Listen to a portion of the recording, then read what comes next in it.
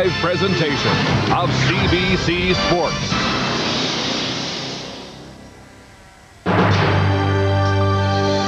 The Big O beckons two teams to this year's Grey Cup.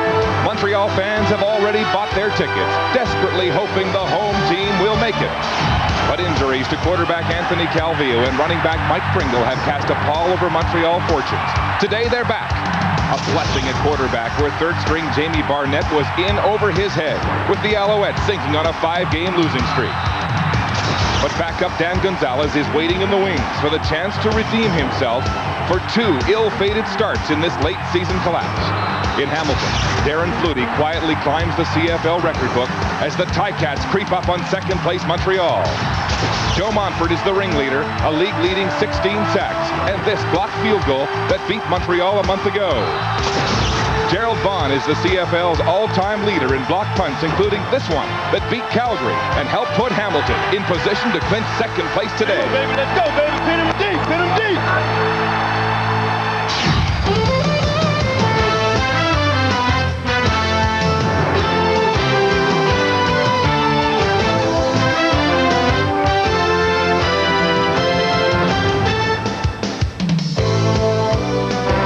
CFL on CBC today from Molson Stadium on the slopes of Mount Royal. The Montreal Alouettes play the Hamilton Tiger Cats for second place in the East. Good afternoon and welcome to the CFL on CBC. Well, the Alouettes, in the midst of a 5-game losing streak, get some reinforcements here today from the injured list with Anthony Calvillo and Mike Pringle back after missing 3 weeks. Calvillo may be rushing himself to the aid of his teammates with that left shoulder, a torn rotator cuff. He said he's experienced more swelling and pain after a week of rigorous practice and would need the warm-up to finally decide whether he started here this afternoon. And he said he'd give us a signal, thumbs up or thumbs down. There it is, thumbs up from AC. He will be fit to play today. Mike Pringle also needed the warm-up to test his injured foot. He has a torn tendon in his arch and has a special tape job protecting that. The tape job came from a foot specialist yesterday at 3 o'clock in the afternoon. Here it is, special taping that he's worn for 24 hours in advance of this game to support the torn tendon in his arch. So they're both ready to play. It's a huge game, both Hamilton and Montreal with 9 wins, but the Tiger Cats can clinch second place in the East and home field for the semifinal with a win today. Let's go to the booth and welcome Chris Cuthbert and Chris Walby.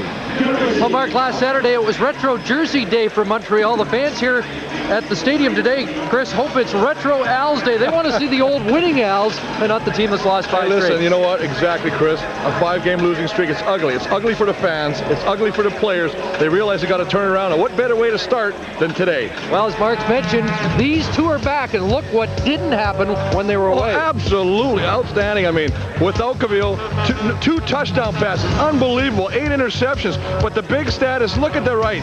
Without Pringle, 0 touchdowns rushing from the leading rushing team in the CFL.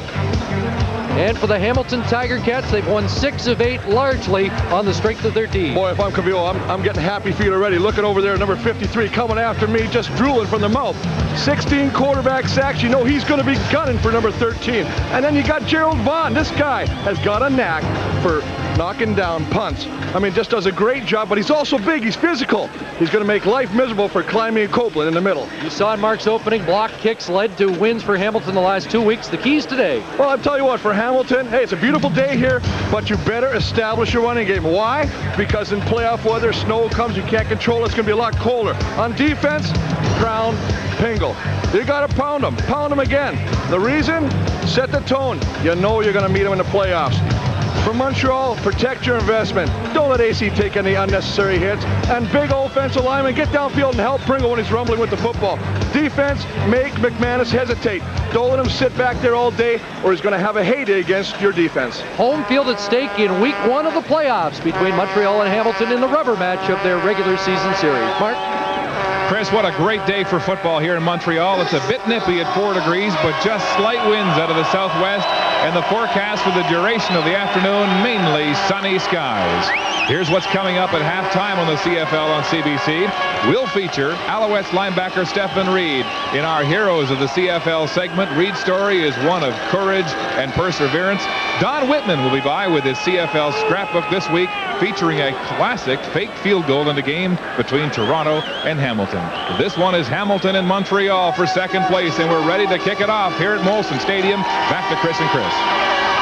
Thank you, Mark. There's Ron Lancaster. Again, his team has won 6 of its last 8. Really didn't expect to be in a position to host a playoff game, but that will happen should they win today, as he matches wits with Rod Rust of the Alouettes.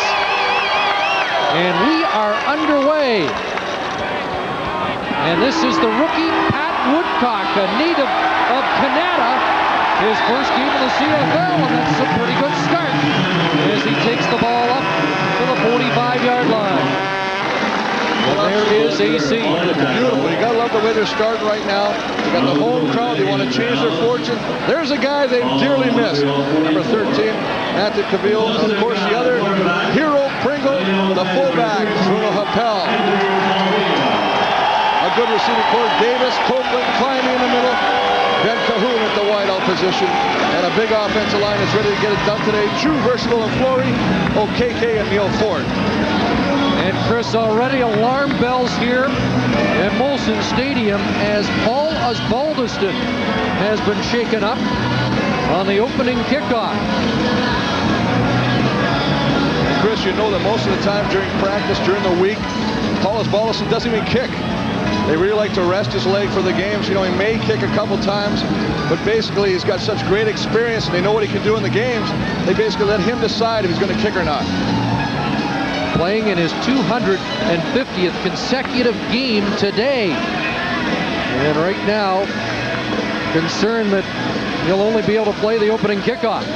And that would really put the Ticats in a bind. He does all the kicking. We saw Sean Fleming go down 2 weeks ago for Edmonton, causing wholesale changes there with Hank Olisic and John Baker coming in. And we only hope this isn't that serious. Well, absolutely. As you said, 250 consecutive football games. Actually, his 270th game in the CFL today, so another milestone for Paul Osbaldiston. You see him bend over there, almost look like he's trying to catch his breath. And that first step is more of a concern at the Hamilton bench.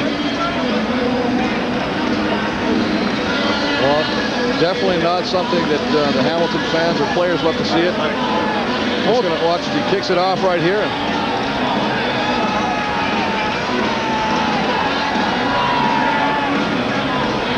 Can't really see much from that replay, but it's obviously just when he came down the plant foot, he kind of twisted it. And, you know, sometimes I've had this happen in our career, even us offensive linemen, sometimes we pull things. It's very hard to believe, but sometimes you can literally walk it off. It looks like it's almost out, but then it just catches him. So Oz to the bench, and Anthony Calvillo back to work for the first time since the last time they met Hamilton, and the first handoff to Mike Pringle is stopped by Gonzalo Floyd, who's really coming on for the Tiger Cats. Absolutely, Gonzo. I mean, big play right there, number 90, Philbrick. Fitzpatrick, the newcomer, tackle, and of course, we don't have to talk about him, Joe Montford at the end. Woodson, Lamar, Chris Shelley have an outstanding season at the linebacking position, and a secondary, Hitchcock, Ivory, Hamilton, Mathis, and of course, the ever-dangerous Gerald Vaughn. Well, they have looked far and wide for a bookend for Joe Montford, and they keep coming back to Gonzalo Floyd, and he's playing his best football in recent weeks. Second and long, Calvillo, his first pass is a completion. Anthony Calvillo to Jermaine Copeland, and what a difference a quarterback makes. Well, absolutely. Copeland enters the game with only 7 catches. But that's the thing that Cavill will give you. His experience, his patience. He'll sit back there. He makes the right decisions. Nice job of Okeke there. But just coming inside, gets a nice step on Dedrick Mathis, and the ball right on the money for Copeland. They have not had a 100-yard receiver since Calvillo went down. 19 yards on that gain. Play action. Calvillo going to air it out, trying to make an early statement, and he overthrows the intended receiver, Ben Cahoon. Well, I'll tell you what. These receivers are extremely happy to see Calvillo back here, because one of the things that happens is when you put a young quarterback in, they are scared. They get their initial read to get rid of the football quickly, and a lot of times it's side to side. They really don't attack defense vertically. Well, Calvillo has none of this. He just comes out, as you say, second pass, he's going. He's going to stretch the defense. He's going to go deep, get Ben Cahoon involved early. This Alouette team scored touchdowns on their opening drive in the first 8 games of the season. It's 2nd and 10, and again Calvillo to the air, and a nice defensive play. No! The flag is thrown, and Diedrich Mathis will be called for pass interference as he was in the midst of a celebration. Well, absolutely. He got up. He thought he had a nice job. He reached in to knock the ball away from Tyree Davis. The referee right there threw the flag, saying he had a little contact before the catch could be made. Hamilton number 26, first down.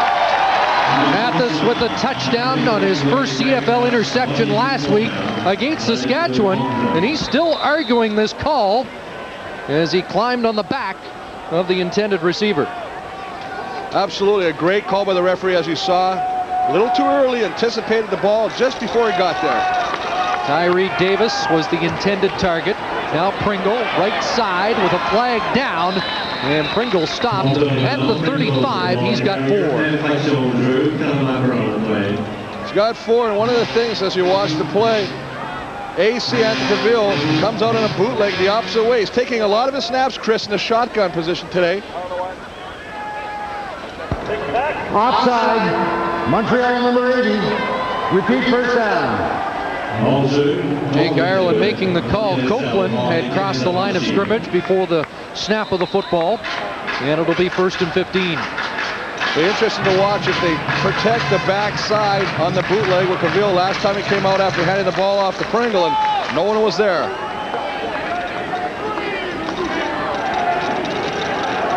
So first down, done over, and Calvillo again out of the shotgun, has time, but overthrows the intended receiver. It looked like Copeland was the target once again. Well, he was going downfield, but I tell you what, I don't know if we can see it. Mike Pringle is wide open, releasing from the backfield. He's got no one within 20 yards of him, just releasing out there. Calvillo doesn't see him. He's just going to go out to the flats here. Nobody is on him. And Calvillo is really concentrating, trying to get the field down, as you say, to Copeland. But boy, that's a big break for the Ticats. Looked like Copeland could have been Jack Climby in the area too, and it's 2nd and 15. And Calvillo, a quick hitter over the middle, missed Thomas Haskins, and that will bring up 3rd down. So the Hamilton D stiffens. Of course, you wonder if they see something here, because it seems like the pattern they're running the most early in the game are all crossing routes, coming into the middle, trying to get 2 of the wide receivers to run off the corners and then work something underneath. And they've gone back to it a number of times, being successful probably on 50% of the time. Terry Baker comes on. He's surveying a 51-yard field goal attempt, 52 his longest of the year, and look at those numbers. Both kickers, they're the top 2 in percentage in the CFL this year. High snap, and Baker lines this. It'll bounce through the end zone for the opening point of the game, but just 1 for the Alouettes on the missed Baker field goal. What about the status of Paul Osbaldiston? We'll check on him when we return.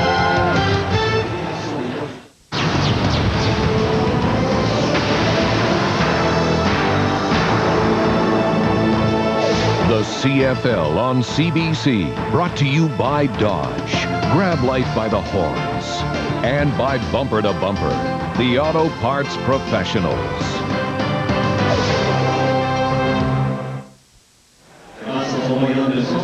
Back back in Montreal, where kicker Paulus Balderson continues to work on what is an injured calf on his plant leg. It happened when he stepped on a stripe, a yard stripe, and slipped on the paint. And right now he's in a lot of difficulty. Joining me is Mike McCarthy, of Director of Player Personnel. Mike, I saw you on the cell phone.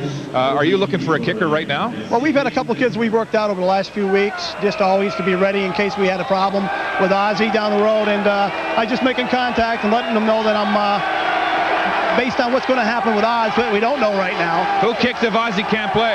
Well, we have Greg, Morielli, Hitchcock have all worked at the practice, so hopefully Paul will be back in there. All right, thanks, Mike. Chris? Sounds like it depends who draws the short straw. Well, I watched them walk up and down the bench, and no one wanted to take the straw. I mean, that's a lot of pressure to put a newcomer in there, especially when you always got the old, and I use that word very generously, reliable Paulus Balderson.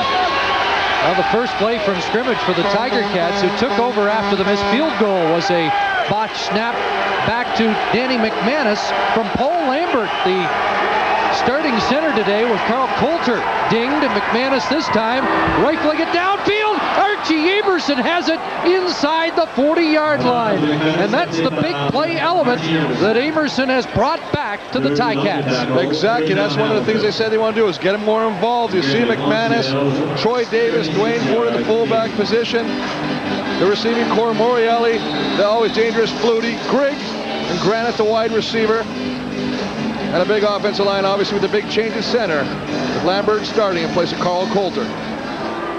36 yards for Amerson, and Danny McManus goes over 4,000 yards for the 7th consecutive season. And he goes back to work, and he's got Amerson again. Archie Amerson, touchdown. Just like that, back-to-back completions to Amerson. And already the Boo Birds here at McGill are sounding, and you can see there's a contingent of Ticat fans celebrating an early lead. Well, how prophetic is that? Talking to Coach Lancaster yesterday, and all he said was, we have got to get Amerson more involved. He's a big play guy, and of course, 2 in a row. McManus calmly just sits back there, and I mean, he just runs away from the coverage, Mark Washington, then gets knocked off by his own safety, Lester Smith, and then trucks it into the end zone. But 2 plays, nice throws by McManus, sits back there, and Archie Amerson with the big catch and the early lead by the Hamilton Tiger Cats. Alouette secondary has been ripped in recent weeks for soft coverage, and McManus exploits them early. And there's Andrew Grigg with the extra point. So Grigg drew the short straw and has his first kicking point in the Canadian Football League. 7-1 Cats. The wily veteran, his 16th touchdown pass of the season. McManus to Archie Amerson. Couple of completions, and this finished a quick 3-play drive. Well, nice job. I mean, the offensive line, great protection. They do a wonderful job. They pick up the blitz. Glenn Young, the middle linebacker, blitzing. And as a result, McManus time to throw it, and he finds Amerson, and he does the rest. Cody Ledbetter, the backup quarterback. I bet that's the first time that's happened. A kickoff. And a return to the 40-yard line as Woodcock brings it back 20. I wonder if they'll have a different guy with every kick. You know what? I mean, this is not a laughing matter, but you know Cody. Cody's that kind of character, and Cody Ledbetter is, you can guarantee he's in the coach's ear going, you know what, I used to do it at Texas. I used to do it. Put me in. Hey, he was a state pole vault champion, so if he can do that, do anything. Let's take a look at the 66-yard drive, which really was just 2 completions. Well, absolutely. I mean, he's just going to sit back there. Almost identical plays. Nice little streak pattern by Amerson. Then he little out and in. Beating Washington, getting knocked off by Lester Smith, and as a result, a 7-1 lead. They string out Mike Pringle, trying to turn it upfield, and he does to the 44. And Pringle has 4 hard-fought yards. You know, he's got 4 hard-fought yards, as you say, Chris, but what surprises me is they're really stringing Pringle out wide. You know, Mike Pringle's much more effective running back north and south rather than east and west. And he's just going to take this, and he's going to the outside. And you almost wonder if he's doing this to test the ankle, but we've seen him over the years, and he's much more effective going straight ahead. 2nd and 6. Calvillo back out of the shotgun under pressure, spins away. And now down back at the 30-yard line, and Joe Montford has his 17th sack of the season. A loss of 15 as Extraordinary Joe adds to his numbers. Well, absolutely, but you got it. He's going to have to split this because I tell you why. The secondary does a wonderful job of coverage, a coverage sack. They do a good job forcing Cavillo to bring the ball down, trying to scramble to get something. As a result, he has to run outside. And as you say, very few quarterbacks in this league will outrun number 53. You know, there was a sense as Terry Baker comes in on the punt that the Alouettes might have got their swagger back during the warm-ups with Calvillo and Pringle, but most of the pundits felt they had to have some early success to build on, and certainly it's all going wrong in the early going. Shielding the sun, it's Amerson. 43-yard line with the return, and again, McManus enjoying good field position after a 44-yard Baker punt. Well, it'll be interesting to see what happens with the Montreal defense this series. You know, Chris, they played very well last week. The defense did against Calgary, only giving up one big touchdown to Bo Richter. The week before, they kind of fell apart, though, against Toronto, and Ted Alford had a big day against them. And boy, I tell you what, you hope this isn't a sign of things to come by the big play again. Well, Rod Rust had opened up the lines of communication the last couple of weeks. Much talked about bickering in the Alouette camp. They felt that had been quelled. And now it's time to do it on the field. But McManus goes back to work, and here's Troy Davis. That little dump pass over the middle, and Davis gets over center field for a first down, Tiger Cats. You know, you just can't beat the experience. I mean, he just does a nice job. And boy, these guys have got their work cut out for him. Birch, Fleiser, Richard at tackle, Charbonneau at one defensive end, the linebacking crew, all Canadian, Reed, Young, Wiltshire, and of course that secondary, Irv Smith, Hunter, Washington, Whitley, a good group. Cats have a first down, and McManus operating from the gun. Over the middle, and he one-hops it to the intended receiver, Darren Flutie. You know, after he threw that football, all he did, as you say, one-hopped it to Flutie in Flutie's direction. He just hits himself in a pass and goes, you know, my bag, I had you, just didn't get the ball to you. Well, the 99 outstanding player in the Canadian Football League, a veteran of 15 playoff games and 6 Grey Cups. And that's why I don't think you can discount the Hamilton Tiger Cats when we look for, in a wide open year other than Winnipeg, a team that could upset Winnipeg in the quest for the cup. Second down, McManus goes back to Flutie, and the ball is dropped. Should have been picked off by James Whitley. And the rookie frustrated by his inability to squeeze the ball.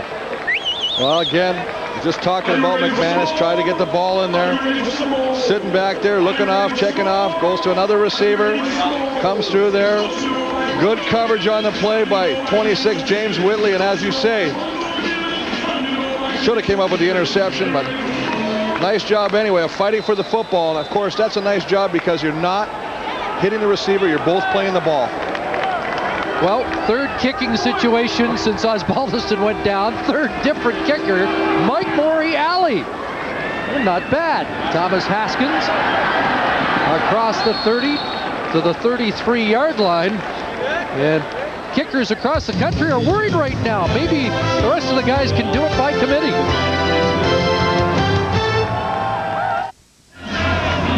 Well, it looks like Paul Osbaldiston is trying to get that calf loose, and he may not be out of this game. Mike Morreale's punt was 27 yards.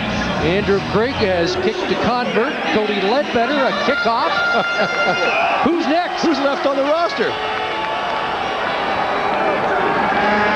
Alouettes back to work, and Calvillo's pass was tipped and sails out of play. Well, nice job of Gonzalo Floyd, number 90, just getting upstairs. We look at the font, but nice job. Last year, Chris, Danny McManus was the veteran quarterback who went down, and you saw the Ticats losing 5 in a row and never really got back on track. And well, after a 9-2 start, misfortune for the Alouettes. Yeah, we saw them last year bringing in quarterbacks, trying to find that right combination to get that offense going, much like Montreal did this year using Barnett and Gonzalez. 2nd and 10, and Calvillo pulls it down. Anthony Calvillo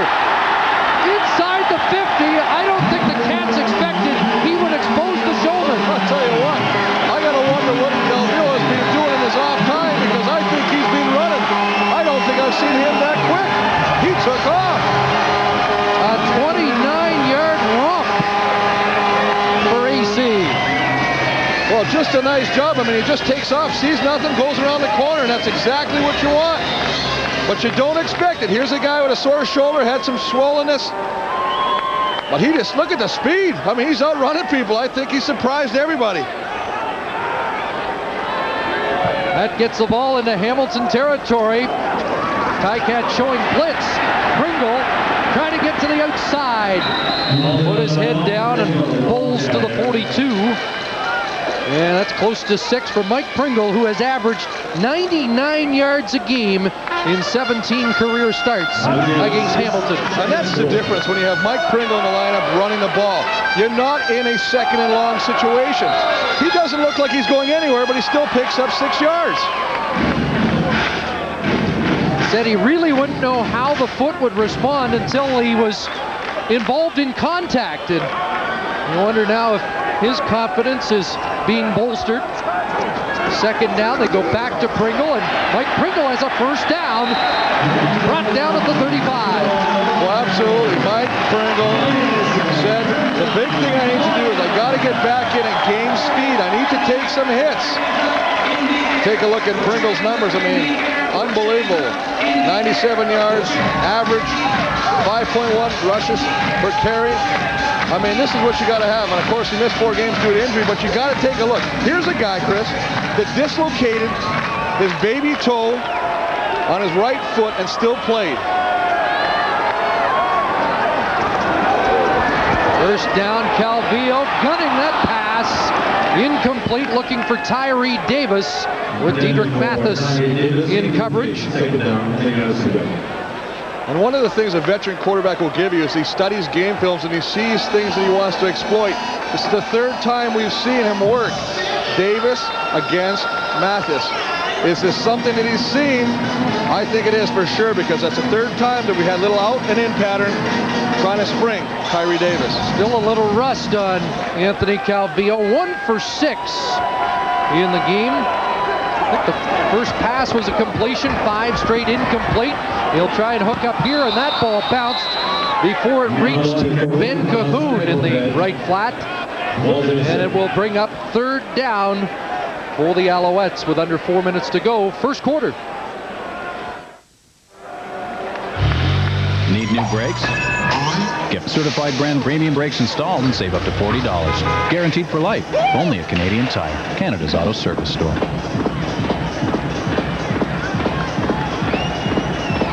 Well, they invented football for days like this. It is a sparkling late October day in Montreal. And Terry Baker on to attempt his 2nd field goal of the game. And once again, he is missed to the left. Corey Grant in the end zone puts the knee down. And it's a 7-2 game in favor of the visiting Tiger Cats. Well, that's something you know that Terry Baker's not happy with. He's had a great year. He's kicking at almost 83% success rate. He's going to make sure he gets on the bench.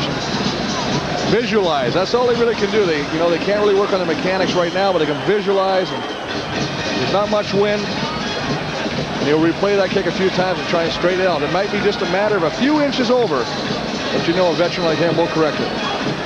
Baker has missed just once from inside the 40 all season long. Here's Paul Lambert, the rookie guard who has played so well this year, but shifted to center with the bruised shoulder suffered by Carl Coulter. Here's Troy Davis. What a burst! And Davis is gone! Daylight for Troy Davis, and no one will catch him. Touchdown, Tiger Cats. Who says they don't have a running game? Hey, they had to listen to the keys. That's what it's about. But you know, you talked to him and you said, yesterday Lancaster already talked about, hey, we're going to keep giving this kid the ball. You know what? He's week in, week out. He's getting progressively better. Here's a kid that rushed back-to-back 2,000 yards, in the NCAA. He can get it done. Well, this Hamilton team has averaged 83 yards a game rushing this year. He just ripped off 75, and Osbaldiston's on for the extra point. Well, as you say, they're ranked 8th in rushing the football per game, but boy, that sure is going to help your average when you get a big romp like that out of Troy Davis. First rush of the day for the Tiger Cats. It's a 75-yard touchdown, punctuated by an Osbaldiston convert, which will be a big relief back in Hamilton. Well, you talked about it, the big boys up front doing the job. Boy, they do an excellent job. Lambert in the middle. These three guys just do a great job of spreading it out right there. Look at that hole. The backside gets their blocks, and Troy Davis, he just gets through that hole in a hurry, and once he breaks into the open field, nobody's going to catch him. Coming into the game, the running backs for Hamilton this season had not amassed as many yards as Ronald Williams, who left very early this season. But that changes with this run by Davis, 75 yards. Well, that's it. I mean, your middle linebacker's the key to stopping that play. 55, Glenn Young of the Alouettes gets picked up by Mike Mihalik. You see Lambert celebrating there. He knows, hey, he's happy. He'll do whatever it takes. They love his work ethic. He's got great feet, and he's got a big future in this league. I didn't even get time to ask you about the implications of all those changes on the offensive line. Apparently, not a problem. And now a short bouncing kickoff picked up by one of the up men as Ledbetter kicks off for the second time. That's not a bad play either. No, it's not, absolutely. And I think one of the things that kind of switching gears a little bit, if you're a Montreal fan and you're worried about him, I think the fact that you're not having a young quarterback here being down 14 points, that'd be something to worry about. I think still the fact that you got a guy of this caliber, Cavillo, can still give you an opportunity to come back. And as you say, you know what? He hasn't played for a while. He's got to get his rhythm. He's got to get his game speed. And what I really think he's got to get back is the game field vision. First down for Montreal at the 46. Pringle, and he'll be driven back before he got to the 50. The thing that surprises me, Chris, is the defense of Montreal wasn't missing Pringle and Calvillo, and yet they have not responded today. This should be a better defense than what we've seen in the first quarter. Well, I'm going to tell you, that is right on the head. I mean, they played well last week against a good Calgary offense, but they've come out here and they've been burned big. This is the thing. This is the thing that's really hurt this defense, is big plays, and we've seen two already today, with Amerson getting behind him and Troy Davis on the big burst up the middle. Mike Pringle has lugged the ball 5 times, 19 yards, second down, and a completion in the flat. Thomas Haskins driven out of bounds near the first down marker, and he has enough to move the chains. Well, just going to slide Haskins out, get him one-on-one, get a matchup with coverage. This little rub pattern gets to the outside. Cavillo's looking for him all the way. He sees him come out there. A little rub pattern. You can see the receiver trying to knock off. Diedrich Mathis allows Haskins to get the catch and get to the first down marker. Play action to Pringle. This is the speedster Tyree Davis. Oh, it was open for a moment, but Clifford Ivory closed that seam. Well, absolutely. But Cavillo sees the blitz. The blitz is coming. It's wide open. Schelling's coming on the blitz. He sees him, gets rid of the football quickly, makes the right decision. Davis does the rest. Swift Birch, Stefan Reed, who we will feature at halftime, going over the defense and what's gone wrong so far.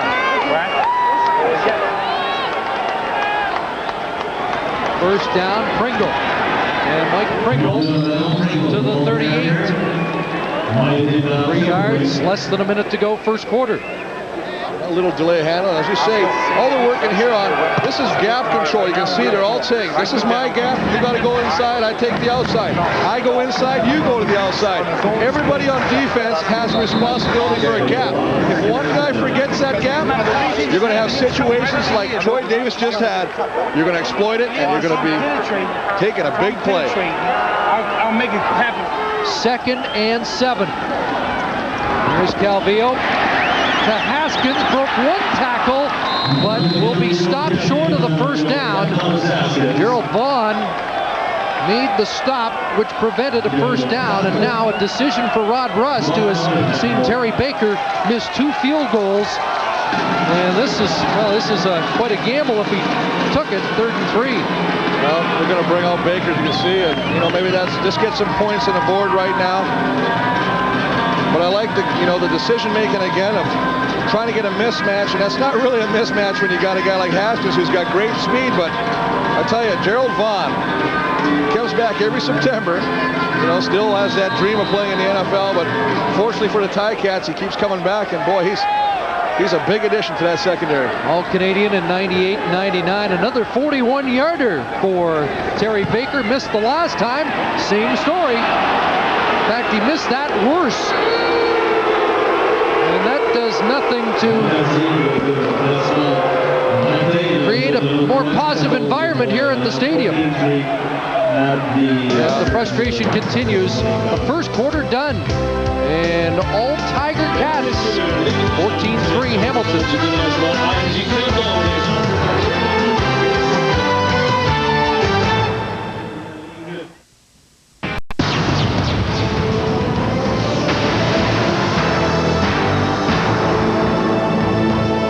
The CFL on CBC, the road to the Grey Cup. Brought to you by Dodge. Grab life by the horns.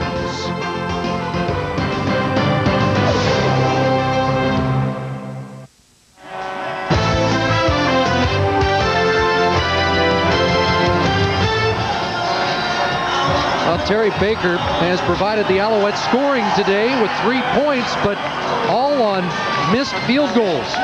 Well, absolutely, and I think this look you're about to see pretty much sums it all up. They say a picture's worth 1,000 words. Well, that's a book. Hasn't missed 3 in a game all year, and did in the first quarter today. Trying to regain their swagger in the East, and the offense had some encouraging moments in the first quarter, but nothing to show for it. Well, absolutely. I mean, big plays have really hurt the Alouettes, and they did it again in the first quarter. But look at the time of possession. I mean, it looks like if you looked at this, 11-3, you'd figure that Montreal was running away with this. Early movements with Birch was swifter than he may have had to been here, unless he was pulled. And a little discussion going on between Archie Amerson and it looks like Stefan Reed. Well, that's what you want at this time of the year. You got to have the emotions start to go. You got to have some anger out there. Don't show me a football player that's going to accept Offside. Montreal number 90, still first down. It was Birch jumping early, and that gives Hamilton a 1st and 5.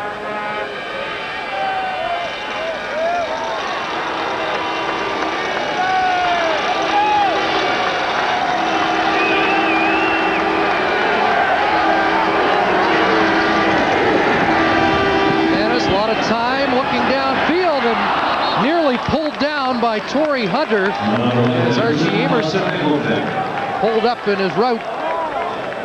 And it'll be 2nd and 5. Well, just trying to go downtown again. One of the few times today where the receiver has done the opposite thing that the quarterback thought he was going to do. And Johnny Mack thought Archie was going to keep going. He pulled up on it. This Hamilton team has beaten every club in the CFL this year. The only other team that's done that is the team that seemed to win every week, the Bombers, until Friday night. Here's McManus, 2nd down, and he's got a completion. And that's Andrew Grigg, and with that completion, Andrew Grigg has his first 1,000-yard season. Well, nice job again of just coming in, but everything's big play. You know, there was talk that Danny Mack was going to work the short game. Well, he's just getting behind the coverage. And the ball, you know what? Coach Lancaster talked about, he said, you know what? This is, forget all the other stats. This is the best he's seen Danny McManus play. He said he's at the top of his game right now. And that's bad news for any team he's playing against. Best we've seen Andrew Grigg play, too. He has really come into his own. 7th year has been his best in the CFL. Here's McManus rolling. That pass incomplete. Intended for Amerson, who has a touchdown on the afternoon. Well, Andrew Grigg, first 1,000 yards receiving for a Canadian on that squad since Montreal did it back. I believe 98. 98 in his top Canadian year, and Andrew Grigg will get top Canadian consideration. He is the leading Canadian receiver in the CFL this season. Well, kind of hard to overlook those numbers and definitely the work ethic. He had 2 touchdowns in his last meeting against Montreal again. That right end jumps. This time it was Arkel Trulock. And the flag flies, and we'll sort it out. And again, was Montreal drawn? Well, Arkel playing at that defensive end again. Yeah, trying to get in the backfield, anticipate the count. And the wily veteran McManus kind of... Offside. Montreal number 58. Still second down.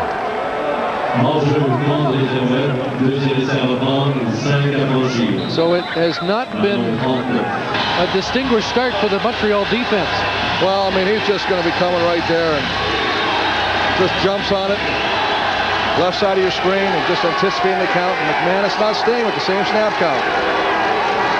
2nd and 5 from the 40. They'll go to Davis. Troy Davis down close to the 35, and he'll be a yard or 2 short with the decision for Ron Lancaster, compounded by the status of Paul Osbaldiston. This would be a 42-yard field goal attempt, but it looks like the jumbo team is coming on. Yeah, they're tilting the football field, bringing the big boys out, but as you see, that's just for more protection on the field goal try. Let's join Mark Lee.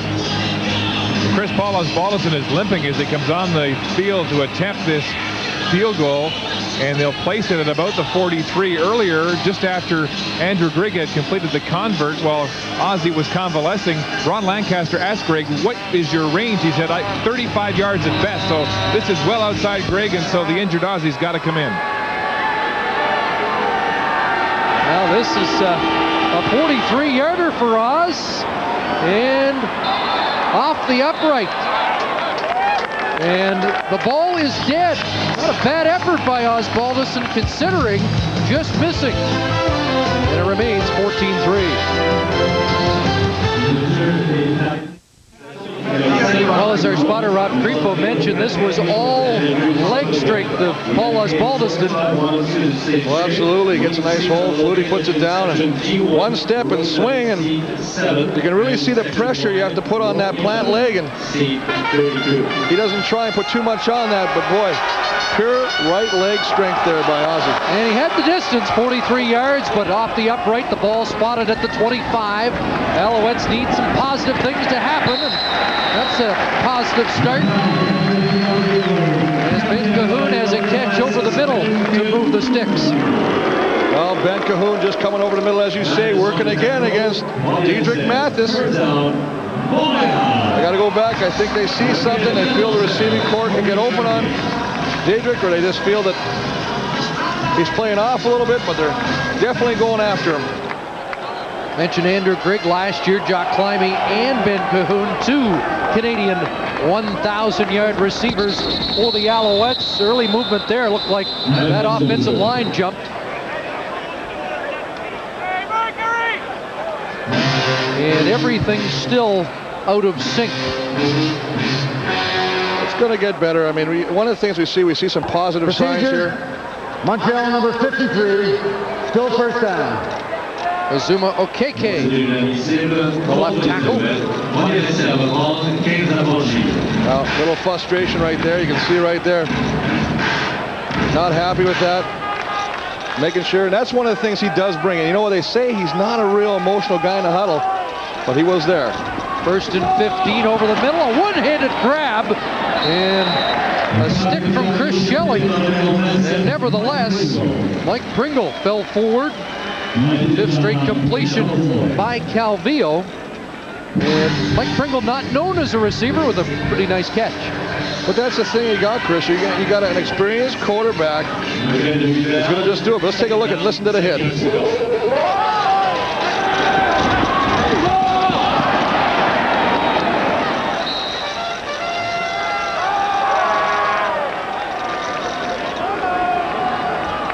So Pringle gets 8. They get it up to the 42. It's 2nd and 7. And a pass to Tyree Davis off his fingertips as he tried to keep a foot in bounds.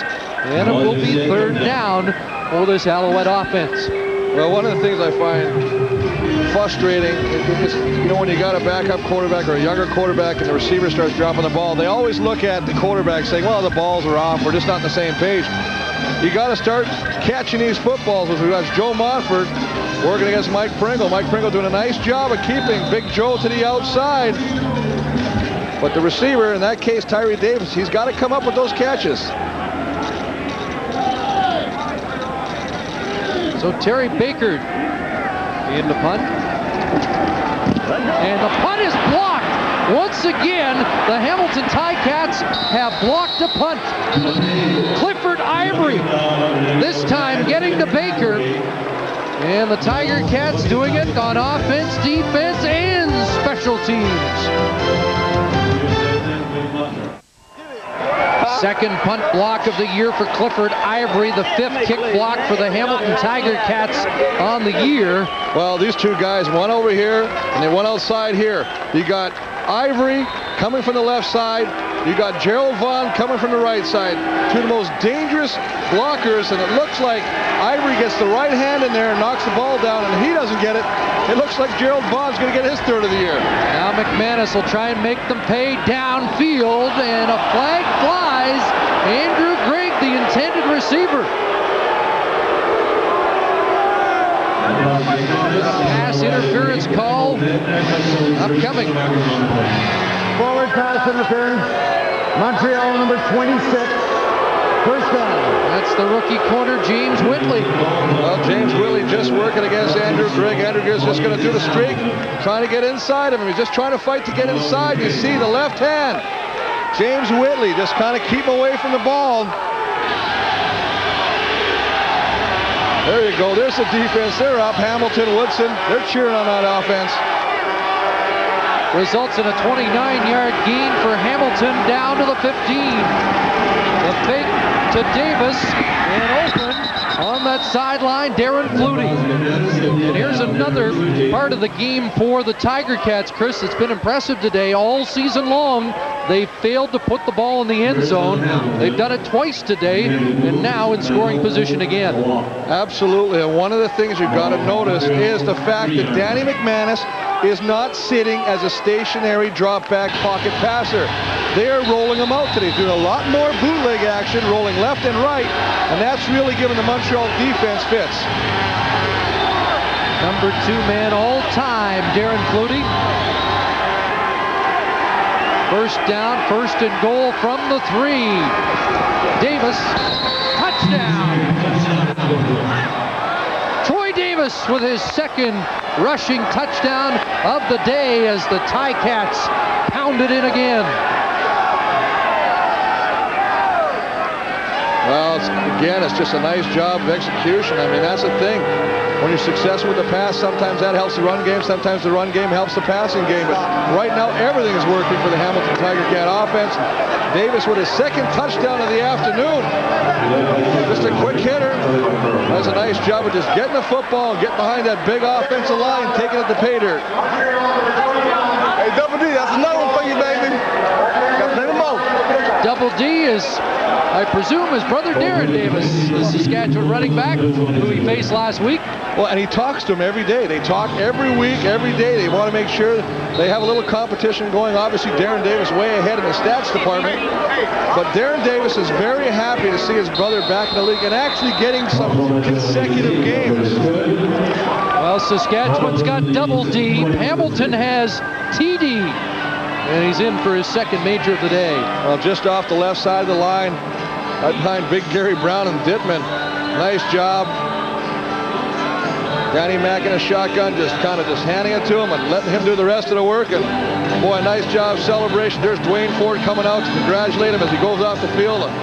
Boy, things are really, really looking good for the Ticats early. Well, after the last couple of days, I wondered where the offense had gone in the CFL.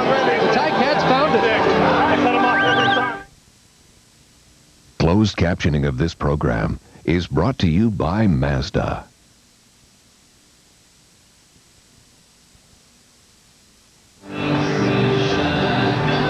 contest with scores of 12-7 and 12-3 so far this weekend. We're back to more conventional Canadian Football League scoring, at least on Hamilton's side of the ledger. I was just going to say, it looks good for the Ticats, but boy, I tell you what, this is not the scenario you want it to unfold for the Alouettes, being behind early and by 18 points. You know, I'm not sure Cody Ledbetter is improving on his kickoffs. Well, at the rate they're kicking, he's going to get a lot of opportunities to keep getting better. Yeah, practice will make perfect. He kicks that out of bounds. And the Alouettes will take it at the 45.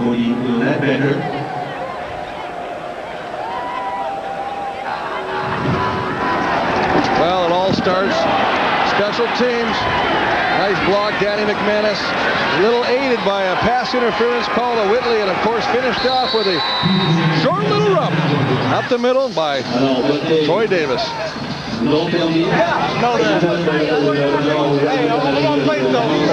Alouettes were the #2 team against the run coming into this game, but in recent weeks they have had trouble. Darren Davis had 125 yards a couple of weeks ago against Montreal, 149 yards for Michael Jenkins on the ground. So this Alouette defense being exposed in recent weeks. Short gain for Tyree Davis. Up to the 49, he gets 4. Well, just throw it out, put it in the hands of your fastest receiver, Tyree Davis, and see if he can pick up something positive. And just a nice job of closing after the catch. He reaches for that. Brandon Hamilton comes and brings him down right at the point of reception. Nice job by the cornerback, Brandon Hamilton. We're in the second quarter, 8:08 to play in the half, 21-3. And 2nd and 6 for Calvillo, and an incompletion. A drop pass. Jason Lamar taking an extra shot at Sylvain Girard. Well, another situation of a ball that has to be caught. Tyree Davis earlier, but this one, there's no excuse for this one. The third-year veteran finds the hole in the zone, sits down, the ball is right there. He sets up in a pocket, puts them up. Look at the ball is right on the money, hits him right in the bread box, right between the two numbers, and he simply drops the football, Chris. The Alouettes spent a lot of time this week in veteran meetings and trying to... You know what? All the meetings in the world aren't going to cure it. It's your performance on the football field. Forget all that stuff. You got to get out here and perform. Just take care of your own job. Everything else will take care of itself. Baker gets this away. A high punt. Amerson at his 17.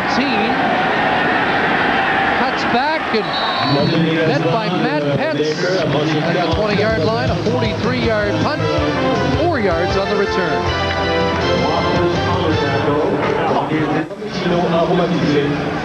Welcome back to Molson Stadium in Montreal. Of course, 1 week ago was our retro game between Calgary and Montreal, and retro jerseys are still taking bids on our website at cbc.ca/CFL, and we're getting lots of hits already. Many of the sweaters are warranting bids of up over $300. Chris? Yeah, those jerseys look sharp.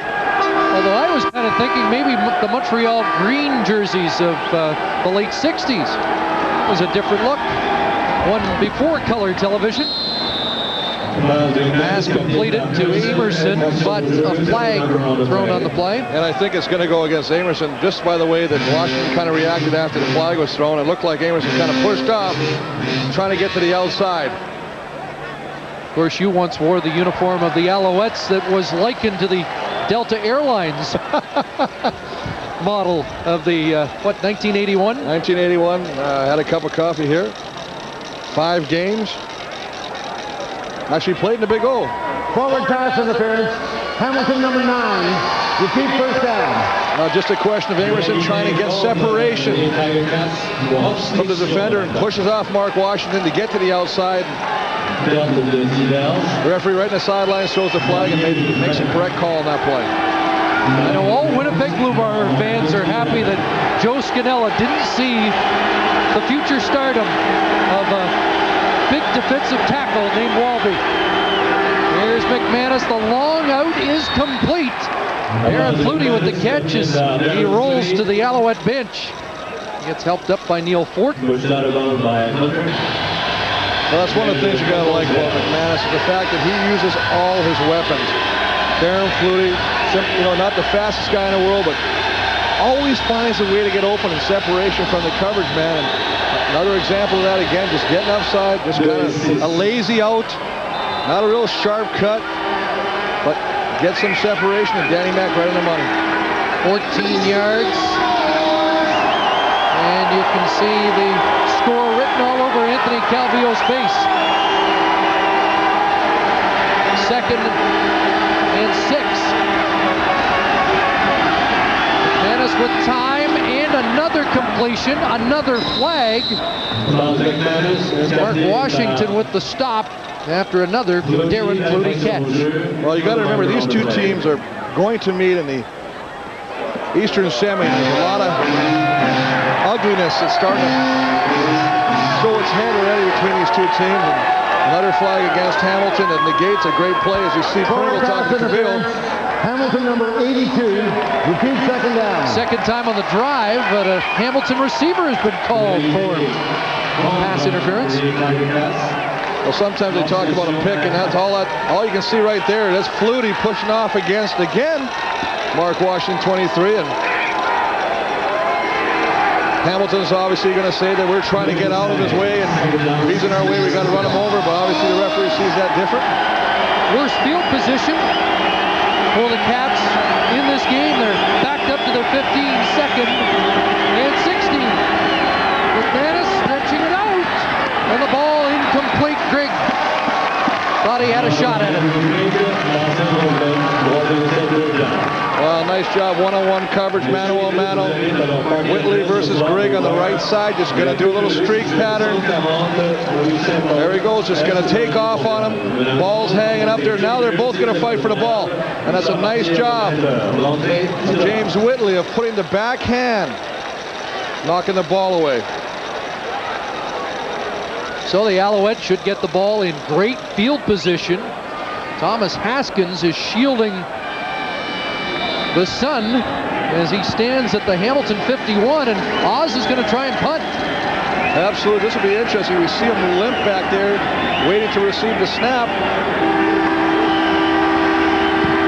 Deliberate and a good kickball considered. Good return too. And Haskins nearly squirted away. 33-yard line. The Owls in business after a 33-yard punt. Closer game would make the Osbaldiston injury even more critical, but now the Alouettes with a chance to make it a closer game. Pringle with the carry, and he's pulled down at the 29. Well, nice job of Jason Lamar, the middle linebacker, who was criticized early in the year of getting too tight with his defensive lineman and getting caught up in all that jumble, not being able to react side to side. He just does a great job of reading the play, filling the hole, and bringing down one of the hardest guys to bring down, Mike Pringle. Pringle 25 yards rushing, 68 yards passing for Calvillo, and 2nd and 6. And AC over the middle, wide open Copeland. Jermaine Copeland to the 10. Now just another underneath pattern. Gets him across. Clears, does a nice job of just going to come across. All you're going to see is coming across the middle. The rest of the receivers are clearing out the pattern. He's wide open. There's nobody in the trail position. Number 8, he gets the ball, turns it up, and Hitchcock has to bring him down, but not before a big gain. And Montreal, despite their record, is pretty successful in the red zone, Chris. Ball marked at the 11. They can make a first down. Calvillo looks to the end zone. Incomplete. There's the flag. Came a little late, but they get it. Diedrich Mathis. Well, Diedrich Mathis again, the man that Cavill is going after. And again with Tyree Davis, just trying to come back in a little move into the inside. Forward pass interference. 26, Diedrich Mathis. 26. All over him on that play. And not much question about it. First down at the 1.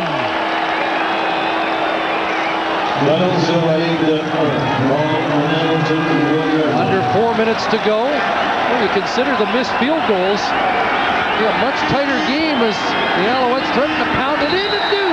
Mike Pringle, touchdown.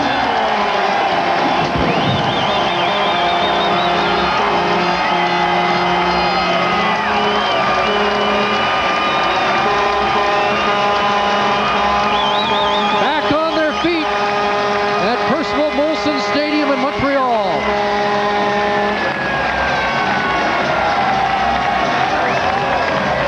Well, that's the first rushing touchdown in a long time for this Alouette team. We talked about it in the pregame show. Carry us down the field. Last 3 games, no rushing touchdowns. The #1 team in the CFL rushing the football and scoring with it. And I tell you what, that is one monkey off their back. First rushing touchdown in 6 games dating back to September 23rd. There's the extra point, 21-10. And a much different complexion on this first half with that score. Well, obviously aided by the pass interference call to Dietrich Mathis, which put the ball in the 1, but just a nice job. And number 33, Bruno Happel. A lot of times you talk about the offensive line and the job they do, but the fullback, number 33, Bruno Happel, what a great job at the point of attack of taking on the filling linebacker and allowing Pringle to get into the end zone. And again, it was the first time Hamilton didn't have that great luxury of field position, and with Paul Osbaldiston's leg not right, Montreal may be able to capitalize on this. Absolutely, but look at the thing, the situation was, they were kicking from deep in their own end zone too, Chris, and I think they said, you know what, we can't risk putting another guy back there. We've got to kind of go with Ozzie in that situation. Had it been midfield, we probably would have saw somebody else punt. But I think they got to take a chance and use the veteran's leg when they're deep in their own zone. It's going to put more onus on McManus and the Hamilton offense to continue to be productive here. Because perhaps Calvillo and Pringle are just warming up.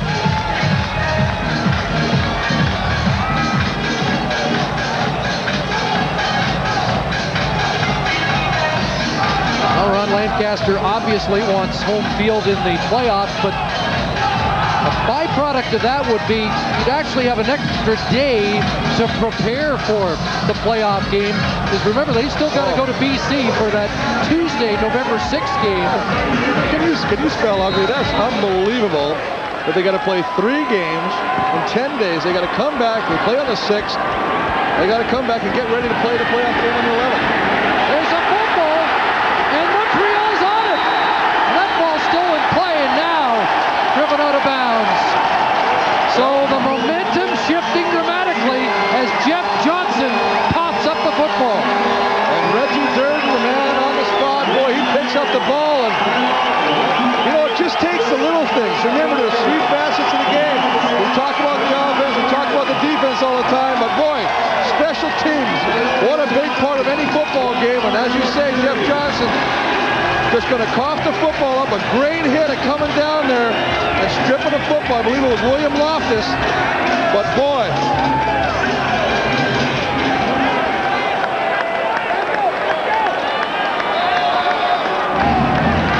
see Stephon Reed, number 47, starting linebacker, going down there, taking on a black, getting involved in the tackle.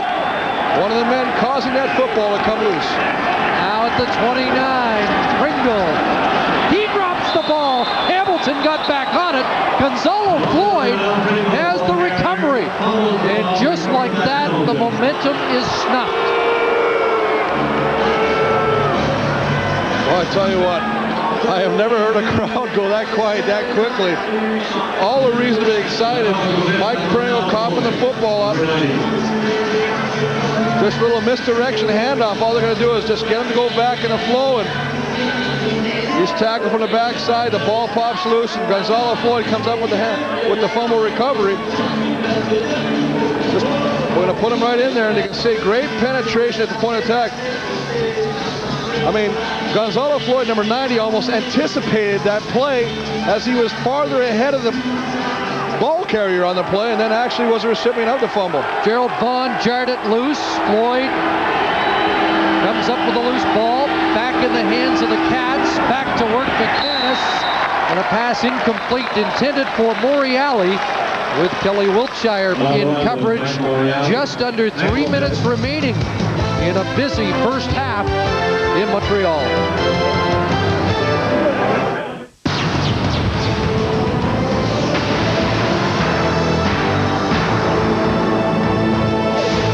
The CFL on CBC. The road to the Grey Cup. Brought to you by Bumper to Bumper, the auto parts professionals.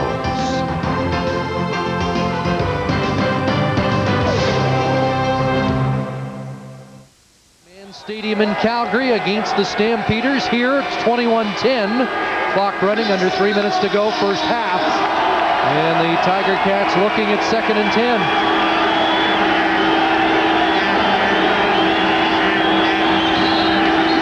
Flags fly, and is that a time count?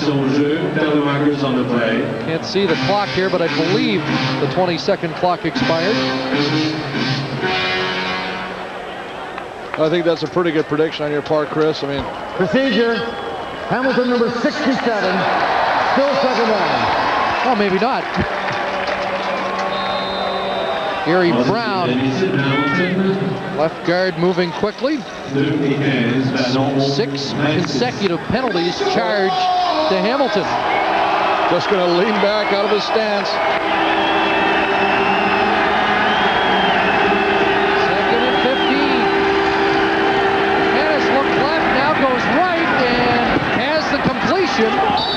Greg has the catch.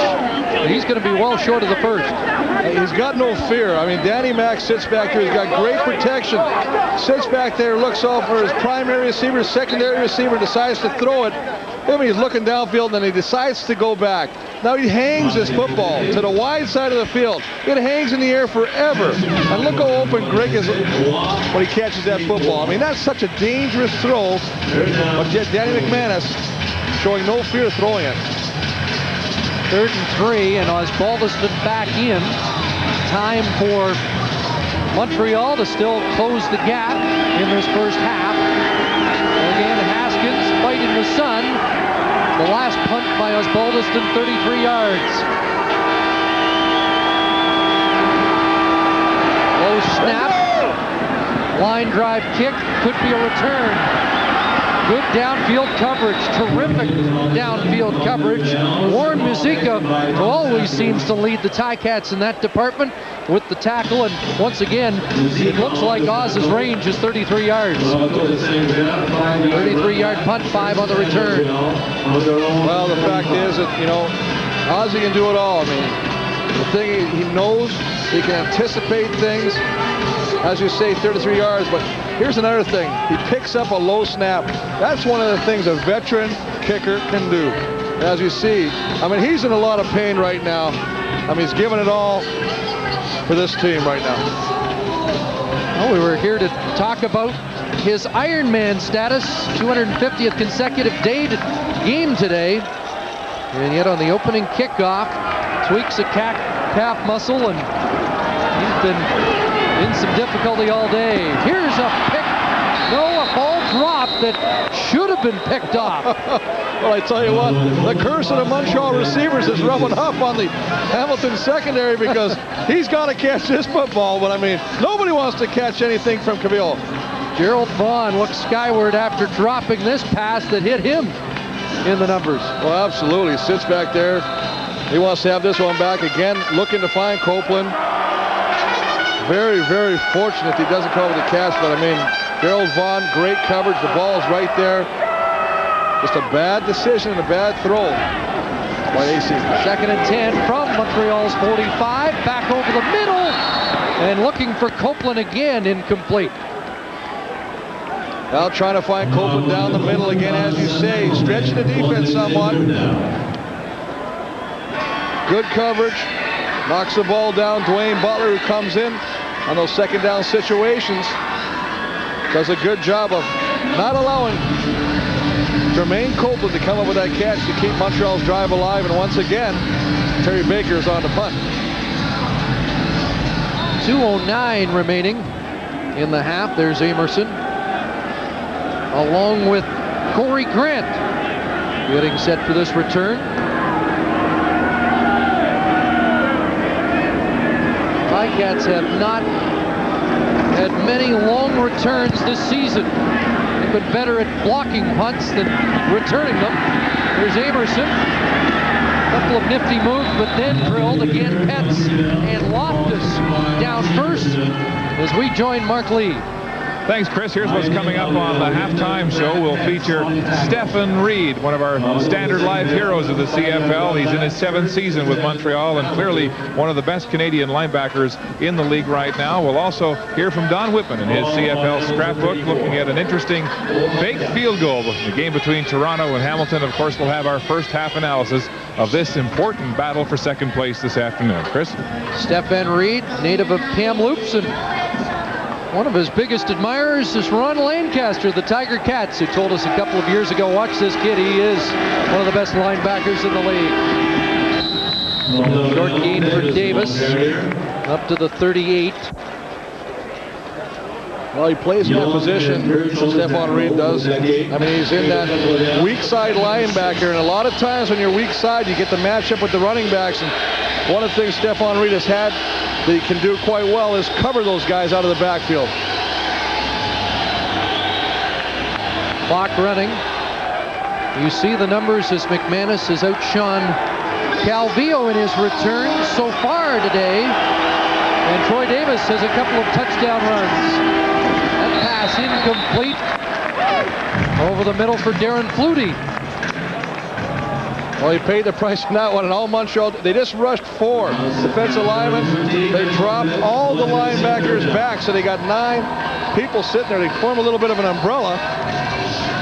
Danny Mack gets the ball, but it's underneath the linebacking coverage, and once that's done, you see there Glenn Young, the middle linebacker, who gets a good 10-yard drop on the play, makes the play with Mark Washington. Glenn Young, who often comes out in passing situations, the middle linebacker in on that play, forcing the punting situation. And again, the Alouettes are going to have time to cut into this Hamilton lead before the half. Oz once again, a similar type kick, but a great bounce and no return as it skips out off the hand of Haskins, 38 yards. We talked to Oz prior to the game about the significance of games like this as his career gets a little bit longer. Here's what he had to say to Mark Lee. When the playoffs come along, when you're older, you know that there aren't very many times left where you're going to have an opportunity to get to the big game. And I was lucky enough to win a Grey Cup my first year, and it took 13 years, before I won the second one. So they sometimes they don't come along for a while, and you really appreciate it. So when the games start to mean something, that's when you get really excited. Grey Cup champion in '86 and '99. Anthony Calvillo dumps it off. Pringle trying to find his way, and a lunge to the 40. He has close to 9. Well, a little screen, another play out of their playbook. Let the defensive lineman get upfield. Release Pringle, get him the ball, let him do the rest. He picks up, as you say, 9 yards, put him in a 2nd and short situation. Pringle again, and he was belted, but in typical Pringle fashion, rolled off the hit and gets the first down. Well, big Chris Schelling tries to meet him in the hole. He's having an outstanding year on his own, but Mike Pringle said the way he likes to test that ankle, actually it's both feet, is the fact after contact, if he has the power to keep driving. And boy, that's a good example right there. Yeah, he passed the test. 1st and 10. They swing it to Pringle. Nice cut back there on that foot. And the midfield, and close to 9 more. Well, you're so used to number 27 hurting you when he carries the football. Not really known as a receiver out of the backfield, but we've seen a number of times today Calvillo using him in that role, and he has picked up positive yards on almost every occasion. Final minute, hurry up offense. They'll hurry up and get the first down, and now we'll huddle up and try and stretch that Hamilton defense. But if you But you see something happening here. The defense has the last couple of times stopped Hamilton, and it seems like the offense is starting to pick up some momentum. They're moving the ball a little bit right now, and this is something they dearly need. They have a chance to go to the locker room on a positive note, and we might not have expected that the way the first quarter went. AC to stretch it out, looking deep downfield, jump ball, incomplete, just off the fingertips of Tyree Davis. Oh, this is a lovely battle to watch. It's wonderful. Again, Tyree Davis working against Diedrich Mathis, and we've seen this all day. Tyree sees the ball, so does Diedrich Mathis. Now, Mathis actually puts his hand down, and I tell you what, that is a tough call right there. There was a little hand-to-hand combat both ways. Absolutely. I mean, they're both fighting for the football, and I think that's what the referee says. You're both fighting for it. No flag. 2nd and 10. 44.8 on the clock.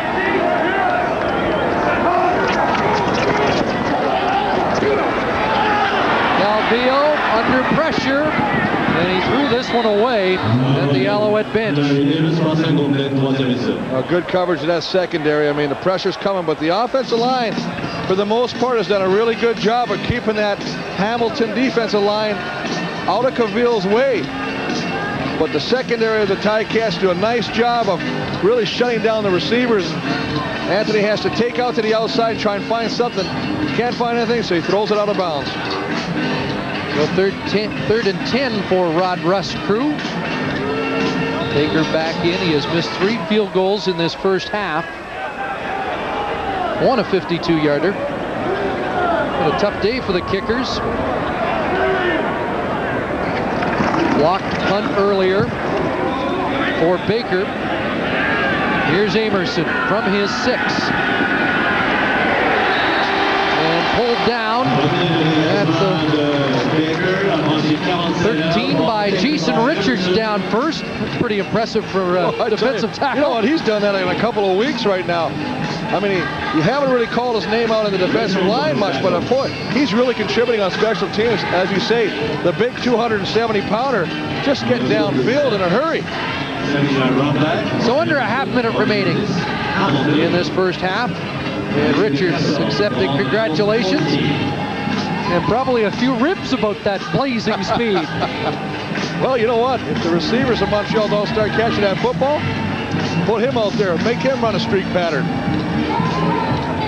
I know that was your fantasy, to be able to do that just once. Well, we wanted to talk about my fantasy. Good.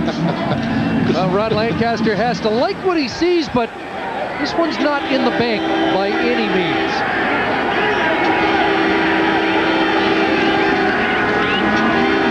There's Davis. A little extra battle there to get it to the 20. And try and kill the clock, make sure Montreal doesn't get its hands on the ball again. But nice first down yardage by Troy Davis, fighting for those extra yards, putting him in a second and short situation and opening up the entire playbook.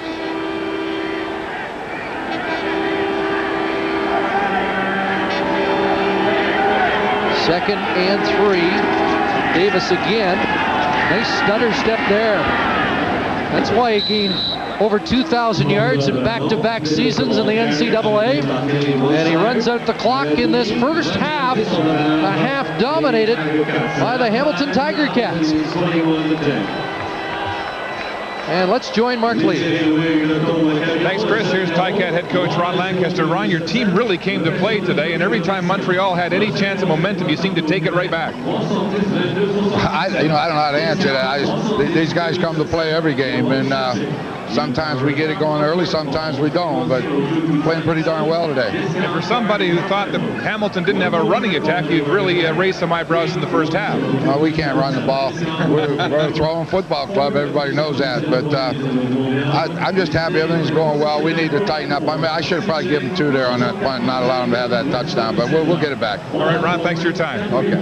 Ron Lancaster and the Tiger Cats with a 21-10 lead at the half here in Montreal. Stay with us. Still to come, the Stefan Reed story when we come back.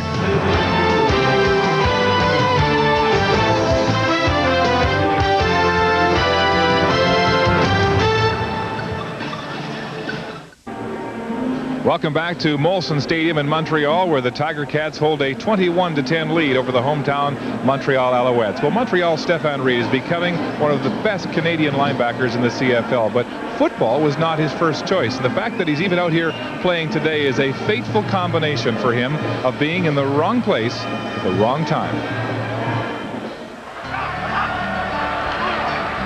I'd like to use the term reckless abandon, I suppose. I think it's the way you have to approach the game.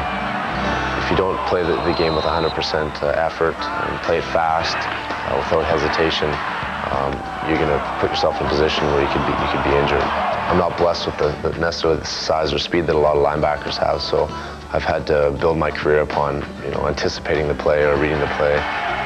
There was a time when football couldn't be further from Stephane Reed's mind. Growing up in British Columbia, he was a skier of growing renown and Olympic dreams. At the age of 12, I won the Okanogans for ages 12 to 14. So at that point, I was definitely excelling and on my way to greater things with skiing. And I had aspirations of making the BC ski team, BC Winter Games, and hopefully one day, possibly skiing for Canada in the Olympics. But Reed's date with destiny on a ski hill took a dramatic detour on a crosswalk when he was hit by a pickup truck. The accounts are I flew for 75 feet before hitting the ground and tumbling. I remember trying to get up and run home. You're obviously in shock at a moment like that. And I looked down and saw my right femur was broken, and as I put weight on it, it collapsed and I fell back to the ground. So after that, I spent 5 weeks in the hospital in traction, and following the traction, I spent 2 months in a body cast in order for the leg to heal. His skiing career over, it would be 2 years before he was strong enough to compete again in sports. Ironically, he chose one of the roughest games of all. I think I figured if I could go head-to-head with a Toyota pickup, I'd be all right with an offensive lineman. So, no, I never been too concerned about the physical stresses of football. Stephane Reed has quickly established himself as a smart player and a punishing tackler, holding the Montreal record of 12 tackles in one game. I think the one hit that stands out the most is 97, and I caught Damon Allen rolling out and got him pretty good. And I know he's mentioned to me a few times that was the biggest hit he's taken in his career. Now in his 7th season, the prime of his CFL career, Stephane Reed still reflects on that frightening night when one door closed and another opened. Maybe a blessing in disguise, the accident. And, again, football for me has been a blessing. I've spoken about the fact that it's enabled me to get an education. I've done lots of traveling because of it. It's been a great career, and it's got me to the position that I'm in now. Heroes of the CFL, brought to you by Standard Life. Standard Life, profit from our knowledge. And Stephane Reed has not forgotten what it's like to be a kid bedridden in hospital. Each week on the day before home games, he visits children here in Montreal in hospital. Many of those are cancer patients. We're back after this. Quarterback. He's going to pass. CFL Scrapbook with Don Whitman. Brought to you by Dodge. Grab life by the horns. The CFL has had its share of imaginative coaches. Coaches who have taken advantage of the game's unique rules to produce unexpected plays. One of the best was the winningest coach in CFL history, Don Matthews. I talked about the job Rod Hill did last week against the Ticats. Hill, this is going to be a fake. Watch for this. This could be a fake. Here it is. Trovic wide open. The Argos set up on the near hash marks. They faked as though Trovic was going to go over to the bench to pick up a kicking tee. Instead, he went downfield on a pass pattern. They caught the Ticats on a fake field goal attempt. Some CFL fans may remember other trick plays, but for me, that fake field goal was one of the best. Well, today we've seen 4 kickers for one team, so that's a little different variation. It's 21-10 for the Tiger Cats at halftime. Chris, this had the makings of an early blowout, but I get the impression Montreal's still very much in the game. Absolutely. I think that they're picking up momentum and they're starting to see some things. And remember, they haven't played with their big boys for about 4 games now, so they're welcoming them back. It's going to take a little bit of adjustment, but we're seeing signs of progress. Speaking of kickers, Paul Osbaldiston clearly not his best, which makes it more interesting. But how about the Ticats start? Well, I mean, they come out opening drive, 2 passes, big plays to Archie Amerson, and he takes it in for an early score on their first drive. Terry Baker added to Montreal's frustration. He missed 3 first-quarter field goals and 2 Baker makeable. Well, absolutely. I mean, he's kicking at the highest percentage in the CFL, and he's very upset. And I mean, that look told it all right there. And then, of course, they got one monkey off their back, and that was the fact that they actually got a rushing touchdown by Mike Pringle. However, Hamilton's got a running game as well, and Troy Davis over 100 yards in the first half, including the 75-yard romp. So it's an 11-point Hamilton lead. Remember, Montreal's hosted a playoff game every year since they came here in '96. Here's Montreal head coach Rod Rust. Rod, your team dug itself a deep hole to start, but you must be encouraged by some of the positive things you saw in the second quarter. Well, we played better in the second quarter. We were pretty bad to begin with, and we've got to fight our way out of it or suffer the consequences. I think we'll find out a whole lot right now, obviously, but we're ready to go. See what we can do. 1 half of football to go with second place on the line. What kind of a test of character will this be for your team? I think it's a pretty good one. All right, good luck. All right. Thanks for your time. Chris? Yes, the second half will be telling with second place on the line in the East and home field in the meeting between these two teams in the Eastern Semi. Paul Osbaldiston, the kickoff as he returns for the second half. And this is the rookie Woodcock, and a good tackle on the play as he's brought down before he gets to the 30-yard line by Diedrich Mathis. Well, let's take a look at the game as we talked about. Hamilton established a running game, not a bad start. First half, 103 yards rushing by Davis, couple scores. Pounding Pringle, only 11 carries, 33 yards. On offense for Montreal, Cavillo not sacked today. And on defense, we talked about making McManus hesitate. Well, he's pretty much had his way in the first half, even though the numbers don't show it. 148 yards passing and a touchdown. And Chris, a holding penalty on the kickoff return charged against Arkel Trulak. And the ball will be brought back to the 19. Well, you know, we had over 100 yards in penalty in the first half, and that's obviously taken over always in the second half as well, but you can't do that. These are the little mistakes that really come back to haunt you. Alouettes, the least penalized team in the league this year. Pringle off the right side up to the 23. Close to 4 for Mike Pringle. Well, just going behind the big boys, Fort and Flory. Brian Chu trying to pick up some yardage, and again picking up 4 to 5 yards on a first down. Put him in a second, mid-range to get the first down. Either run or pass now.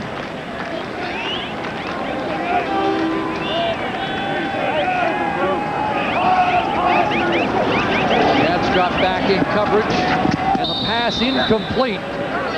Looked like Copeland was the intended receiver once again. And it'll be a punting situation on the opening series of the second half for the Alouettes. Well, not the way you want to start coming out of the locker room. It just looked like, again, a miscommunication. Cavillo looking for Copeland. Copeland sitting down in the coverage. AC thinking he's going to take it to the outside. He throws it where he thinks the receiver is going to be. He's not there. Incompletion.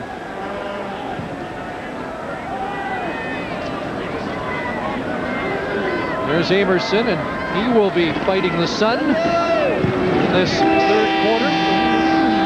Ball held up in the wind, which seems to have picked up, bouncing back, and Amerson will get the no yards call as well. As Glenn Young was in that 5-yard restraining area and just a 22-yard punt. Well, that's one of the hardest things to judge when the ball goes up like that and starts to bounce back toward you. Montreal number 55. First down. And Glenn Young, you can see he knows this. As the ball comes back toward you, you can't get out of the zone and you're trying, it's only a 5-yard penalty, so it's a good play by Glenn Young should just say, you know what, I'll wrap him up now, take the 5 yards. So the Ticats' first possession is at the Montreal 41. And when they jumped on the Alouettes early, it was because of good field position and already close to scoring range. McManus looking downfield for Montreal.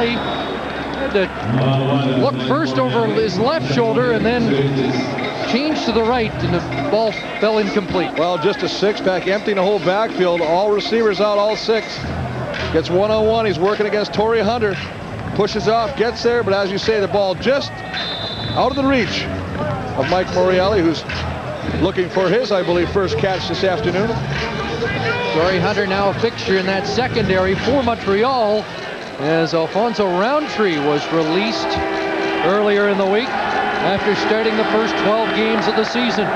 2nd and 10 for Hamilton. And McManus looks for Amerson. Archie Amerson, the catch, the touchdown, as he beats Mark Washington.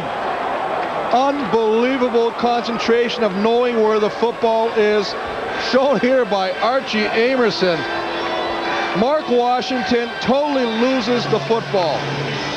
Amerson doesn't, stops, hesitates, makes the catch. Just a wonderful job of knowing where the football is in the air. Sees it, comes around, misplayed by Mark Washington.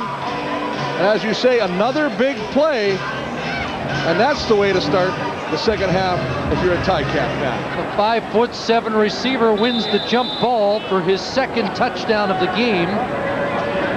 Oz on to add the extra point. That has certainly stemmed Montreal momentum and puts the Ticats in a commanding 28-10 lead early in the third quarter.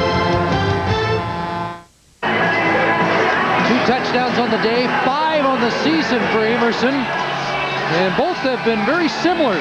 Well, you talked about field position last time hurting the Alouettes, and again, Hamilton starts off in great field position, and boy, the result is almost identical to the first quarter when Archie Amerson, again, recipient of a touchdown. The first one, 35 yards. This one, 41 yards.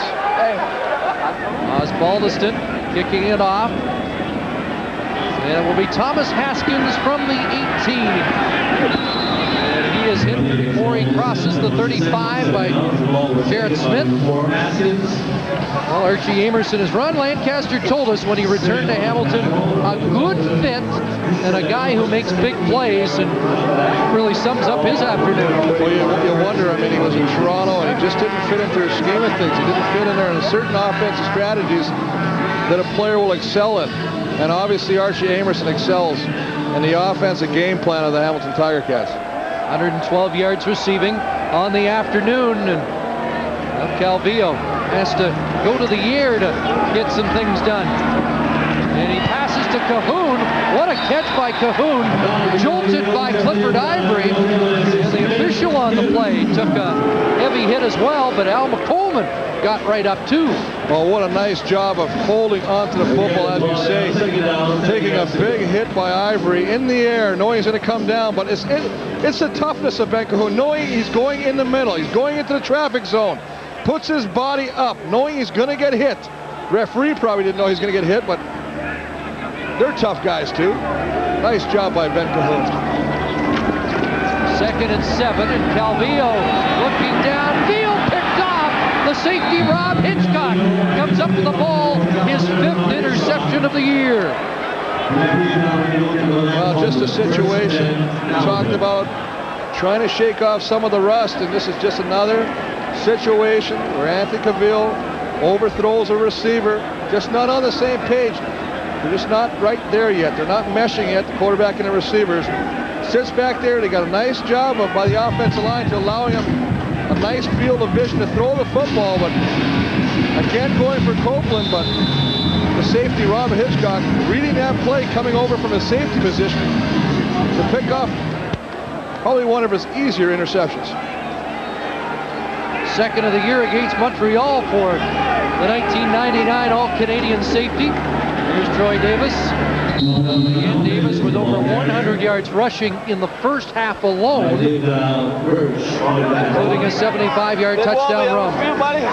Well, 75-yarder. You think about Troy Davis in his previous games, his longest carry of the year up to that date was 34 yards. So what I was really impressed with was his speed when he got in that open field.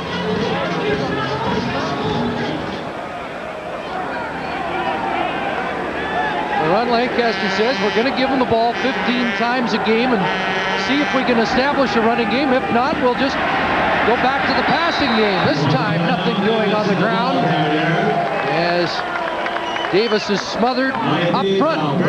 Well, that's the biggest thing. You know, Ryan Lancaster almost laughs about that situation because ever since, you know, he released Ronald Williams, he's being taken heat about having no running game. And he says, you know what? We're going to run the ball 15 times every game, regardless of what we get. We're going to keep the defenses honest. If we get a guy that can really start handling the load, much like Davis is doing today, hey, that's a bonus. Osbaldiston back to full-time work after the injury on the opening kickoff. Haskins gets outside, and Kyle Walters trips him up. The reserve safety may have saved some big yardage there.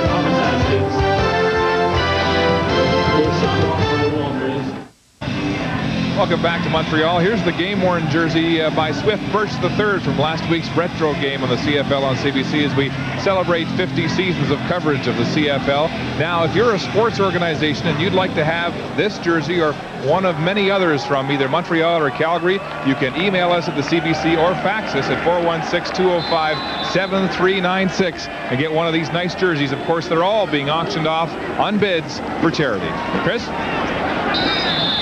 Back to the action. Mike Pringle wrestled down by Gonzalo Floyd, who has a fumble recovery on the afternoon. Pringle with 5 consecutive 1,000-yard seasons, 7 in his career. Well, you know, the nicest thing about it, I mean, they know he's a day. A lot of people are starting to say, you know what? Mike Pringle's been doing it so well for so long that he's not the same guy. I thought one interesting comment made by head coach Lancaster, we'll give him his 100 yards. Just make it take 26 or 27 carries. Lost a half yard on the play. We'll call it 2nd and 10. And here's a name we have not called today, Jock Climby. Well, this is exactly what you're talking about. He is a leader of the receivers out there. Here's a guy that was so happy to get back from his injury, and they haven't utilized him. They didn't even throw toward him in the first half, and that's something you got to question. Obviously, he's being in Cavil's ear and saying, hey, you know what? I can contribute. Make me part of this offensive game plan. And here's Mark. Chris, I talked to Jock Climby moments ago. He's very frustrated, and he's being jammed all afternoon by Gerald Vaughn. Well, Gerald Vaughn has done that to so many receivers. Now they go deep, and Clifford Ivory got his hands on the ball as they try to go back to Climby. Well, nice job of coverage by Clifford Ivory. A little bumping as they're running down there, and you wonder if you're going to see the flag, because sometimes the referees see that bumping. See Jock Climby getting in there and a little pushing, shoving for position on that to catch the football, but the referee sees no foul, doesn't throw the flag, and falls incomplete. Saw Jock in the airport in Calgary last week after the disappointing performance against the Stampeders, and he said not much to say. The only positive was he got to see his family there, but from a football point of view, it was a nightmare. There's another catch for Climby as finally he gets on track. It's going to be close, but I think a little short of the first down, and a decision for Rod Rust. Well, 1-on-1, little shake and bake, working against Ivory. Ivory, a little tug on the jersey. Climby, nice job of adjusting the football while it's in the air, reaching back. Coming up, as you say, just a little short, and you know, with the situation as it is right now, there's no question you're going to go for it. So they've switched Climby away from Gerald Vaughn here in the second half, and a couple of completions. 3rd down, and Appel. Pretty nice lunge up much question about the first down. As they move the chains and keep the drive alive, you got to wonder the job that Gerald Vaughn must have done on Jock Kleiman to keep him off the sheet receiving-wise in the first half. And if they keep going back to Jock Kleiman, will they move Vaughn back on him? I know that Ron Lancaster has told us in the past his receivers hate practicing against Vaughn. He's physical, and he's a tough guy to beat. First down, Calvillo just got it away, but the pass delivered low and incomplete. And again, Limey was the intended target, so they are switching their focus here in the second half. Well, absolutely, and this is becoming a repeat of action. But look at that. I mean, there's got to be a flag on that one. And very surprised at Jock Kleiman. I know he's a gentleman, but not getting up there and getting in the referee's ear about that, because Clifford Ivory basically tried to take his jersey off. So Vaughn on one side, and for the time being, Kleiman working against Clifford Ivory. 2nd and 10. The ball at the Hamilton 38. Calvillo steps up, looks deep, and a flag flies as Cahoon got tangled up downfield with Brandon Hamilton. Well, one of Cavill's favorite targets, the very reliable, sure-handed Ben Cahoon, working one-on-one against Brandon Hamilton, just going to take it up the sideline. Forward pass interference. Hamilton, number 31. First down.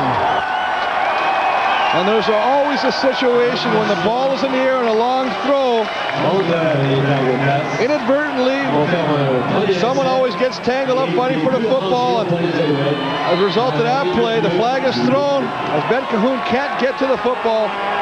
Brandon Hamilton tagged with the interference call. So the Alouettes in business, 1st and goal from the 8 after that 30-yard penalty against the Tiger Cats. Here's Pringle, touchdown!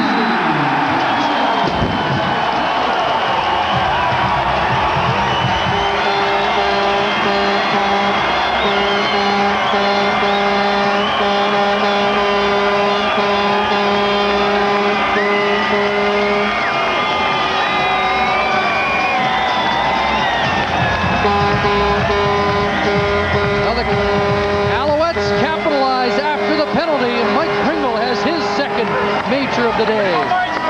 Well, that's his second touchdown, Chris.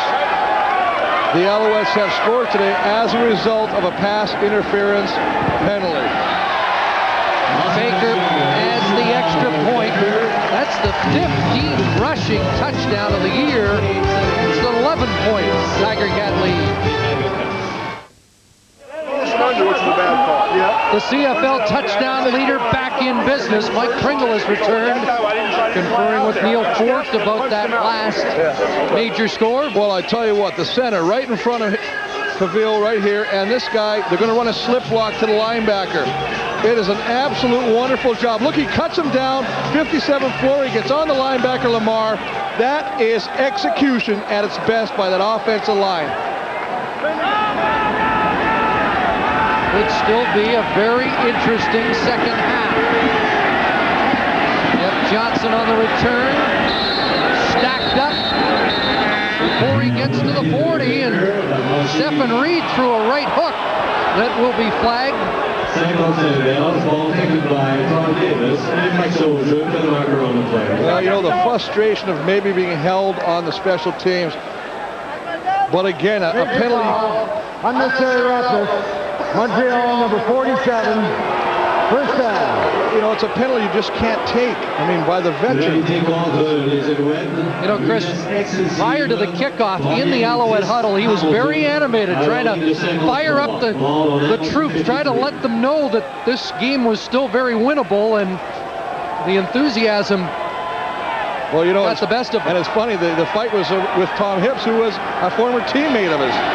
Maybe there's some back owing of debt there. McManus goes back to pass, and Andrew Grigg can't squeeze the football in Montreal territory with Irv Smith, the veteran corner. Well, and if you want to see what a touchdown does to a defense. I mean, we got a perfect example. I mean, the pressure. You see Andrew Grigg coming. He's the recipient of this intended pass. He's just going to work across. Goes low to make the catch in front of Irv Smith. Comes up short. But look at the pressure. It's a great job. 55, the middle linebacker, Glenn Young. Not many people get to lay a hit on Danny McManus. So when you're there, make it count. McManus with a couple of touchdown passes to Archie Amerson today. Molson Stadium alive, 2nd and 10, wide open Grigg, he's got it. And he is touchdown at the 42. First down for Hamilton. Now we've seen this in the first half. How does a guy, a 1,000-yard receiver to boot, get this open on the far side? He is so wide open, you can't have this. There's nobody around. I mean, I could put the old sundial before somebody comes into the picture on that one. You can't let your receiver do that. That just, you know what? That's mind-boggling. Milestone day for Andrew Grigg, over 1,000 yards, 68 catches on the year. First down, McManus. Flutie, what a catch by Darren Flutie. That's why he is one of the best all time in the Canadian Football League. Absolutely. Puts the hands out there and he just brings the ball down. And you know, he does it so often that you forget how spectacular most of them are. I mean, just works a little corner route, takes him in, takes him back to the corner, working against Washington. But again, the ball, but look, he leaves his feet. That's the thing. The ball is thrown where only Darren Flutie can make the catch. And when you throw it toward number 82, you know, there's a high percentage you're going to come down with a catch. Now the fake to Davis, McManus, all kinds of time. And did he throw an interception? Washington came out of the field of play and back in. And there's also a flag as McManus was roughed up. Absolutely, the flag was over behind the quarterback when the quarterback was on the, or ended up being on the ground, and I believe that was a recipient of a late hit from Swift Birch. Montreal number 90, first down. And the catch by Washington was out of bounds anyway, but would have been negated by that penalty. So the first down for Hamilton at the 4 after. Well, that you can see is a late hit. You know that this is one of the more controversial calls, the late hit on a quarterback. If he's got rid of the football, don't even go near him, don't touch him. Bad penalty to take by Swift Birch. Davis stacked up right at the line, driven back. And it'll be 2nd and goal from the 4. You know, we've seen 2 penalties on this drive that really are uncharacteristic of the people who've taken them, and that's Stephon Reed and Swift Birch. These are the leaders. These are the guys not known and not supposed to take the penalties. Strangely enough, penalties have not been a problem for Montreal. They have haunted the Hamilton Tiger Cats, especially the last few weeks. 2nd and 4, they fake to Davis, they throw to Flutie, and it's another McManus to Flutie touchdown. Touchdown, Hamilton. Flutie. Boy, they are just going after Mark Washington. I mean, here the former defensive player of the month. He's just having a hard day at the office. I mean, I know you're covering a legend in Darren Flutie, but he just turns him, gives him an outside, brings it back into the inside. Look at, back out, little shake and bake, comes inside. The ball is where it has to be. These two, the connection continues. The magic keeps growing between McManus and Darren Flutie. Every time Montreal gives you the impression they're closing in, Danny McManus comes right back and puts another score on the board. Well, isn't that a sign of a team peaking right now? They're doing the right thing. They're answering the bell. 2 boxers. I hit you on the chin. You can either crumple or come back and hit me in the chin. 4 catches, 64 yards, and a touchdown for Darren Flutie on the day. Well, these two have done it. The most prolific combination in CFL history together. McManus and Flutie, 94 Western Final. That was one of a couple of touchdown passes that day. This was in the 97 Western Final, and Darren always has a way of finding room around the goalpost or anywhere in the end zone. Touchdown catch in the Grey Cup game. Well, that's the thing. The man does not have blinding speed. You know, they say, you know what, he's not the overly quick, but he runs such super routes and knows the football field and studies the guys that are going to cover him or attempt to cover him would probably be the proper word in this case. 6 straight 1,000-yard season. He's had 9 in the last 10 years. Osbaldiston with the kickoff. Nice return by the rookie in his CFL debut, Pat Woodcock. Released by the New York Giants after week number 2. Less than 3 minutes to go in the third quarter in Montreal. Need new brakes? Get certified brand premium brakes installed and save up to $40. Guaranteed for life. Only at Canadian Tire, Canada's auto service store.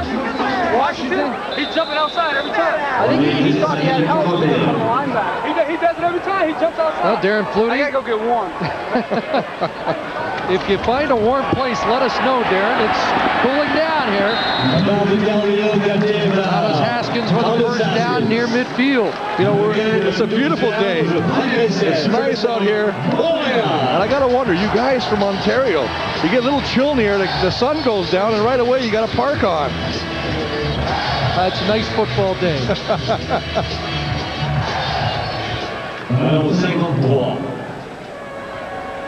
Do you think you could order this up for Winnipeg in the Eastern Final? Yes. Here's Haskins catching the swing pass. Found a seam, but sees a flag. Neil Fort raises his arms in frustration. Like, what did I do? I'm not sure he is the culprit, but holding is the call against the Alouettes. Boy, I tell you, just when it seems to be holding, going. Montreal number 86. Repeat first down. It's Cahoon. I mean, you get a play, and Ben Cahoon, the culprit now, but you got to wonder, I mean, well, he's got the hands back there, and that is a good call. I mean, you can't ride him like that unless you put a saddle on his backside. It's the only way you're going to get away with that. So it's first down over and 20 as the ball is moved back to the 43. Completion to Jermaine Copeland, and he gets back near the original line of scrimmage. Second down, 9 yards to go. And our spotter Rob Crefo just passing us a note that is of significance with that touchdown pass. Danny McManus ties Russ Jackson for 10th on the CFL career list for touchdown passes, and Russ is here, of course, part of the Hamilton. I'm glad he's giving you those notes. He gives me notes and says, "Do you want double cheese on that pizza?" Here's Calvillo, second down, and down he goes. Sean Woodson has the sack. That's the second time they've got to Calvillo today. Well, he slams the football. He's not happy, but that's the thing about Hamilton. They're very aggressive. They don't sit back. They keep coming after you. Nice job. You see Philbrick running a stunt. He comes from the outside, but as you say, Sean Woodson finishes the job off by getting Anthony Calvillo to the turf for the second sack of the afternoon. So down to 1 minute left in the third quarter. Baker getting set to punt. The sun no longer a problem for Corey Grant and Archie Emerson. And this will be Grant. And he used his speed to get outside, runs out of room before he can turn it upfield. Nice job by both teams, Chris. On special teams, they've really done a good job of really not allowing anybody to break one on that situation. Hamilton starting from their own 32-yard line. I mean, if you got a chance still, as you say, the defense of Montreal is going to have to not only stop them, but I think it's time they have to try and create a turnover. Over 4,200 yards on the season for McManus now. That bests his numbers from a year ago. Over 300 yards, or 300 completions, and into a tie with Russ Jackson, one of the all-time greats, with 185 touchdown passes. And here's Mike Montreal, the guy who has been quiet today, and still some hope that Montreal can get back on his game before the postseason. Well, absolutely. We know that Mike Montreal has potential to make big plays at the big time. Being kind of handcuffed with a couple fumble situations. He had that game in Winnipeg where the ball came out of his hands and he allowed the Winnipeg defender to take it on the goal line. As he crossed the goal line, they would have won the game for Hamilton, and instead allowed Winnipeg to hold on for that victory. 2nd and 2. I asked Ron Lancaster, are you losing confidence in Montreal because of his struggles this year? And he said the most important thing is Danny McManus hasn't lost confidence in him. Roy Davis with a first down run as he drives to the 45 on the final play of this third quarter. It was an 11-point lead for Hamilton at the half. And that's the end of the third quarter. And the Tiger Cats have expanded that lead. 3-quarter time in Montreal. And it's 35-17 Tiger Cats.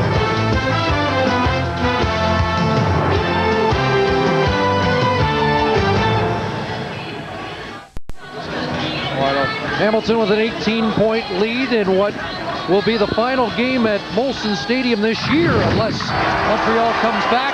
Here's how Hamilton's built that lead. Well, I'll tell you what, around 3 players, Archie Amerson, this man, Troy Davis, he took one there, and he took another one 75 yards to the end zone. Of course, then he comes back, and who's he going to find again? Well, that would be old reliable number 9, and of course, you can't keep this guy out any stat package. There he is, 82, the Magic Man. Combination, Darren Flutie, Danny McManus again at work.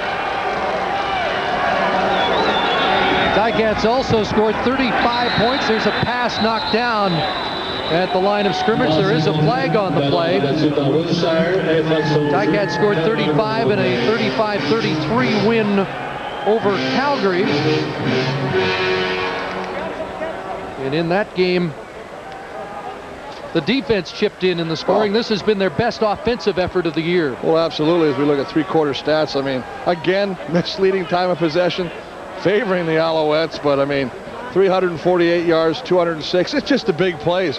I mean, to break it right down, as you say, Chris, 5 touchdowns. Hamilton, number 18, decline, 2nd down. I mean, Montreal with the penalty, but 5 touchdowns offensively. Now let's look back 1 week. They played Saskatchewan last week. 5 field goals, only 1 offensive touchdown. So a real role reversal there, and I mean, that's good. It's a sign of things to come, hopefully. That was the story of the year. Osbaldiston coming into the game with 44 field goals, and that was because the offense wasn't putting the ball in the end zone. They have today 2nd and 10. Wide open, Darren Flutie, and he's hauled down from behind at the 35. Boy, I tell you, when things are working. You see, there's a wild crowd. Obviously, a bunch of people coming down from Hamilton to watch this game, all excited. But I mean, Stephon Reed on this play gets a hand on it. He deflects the football, but not enough. He goes up, touches the football, but Darren Flutie still comes down with the catch. Another big game. Well, he's closing in.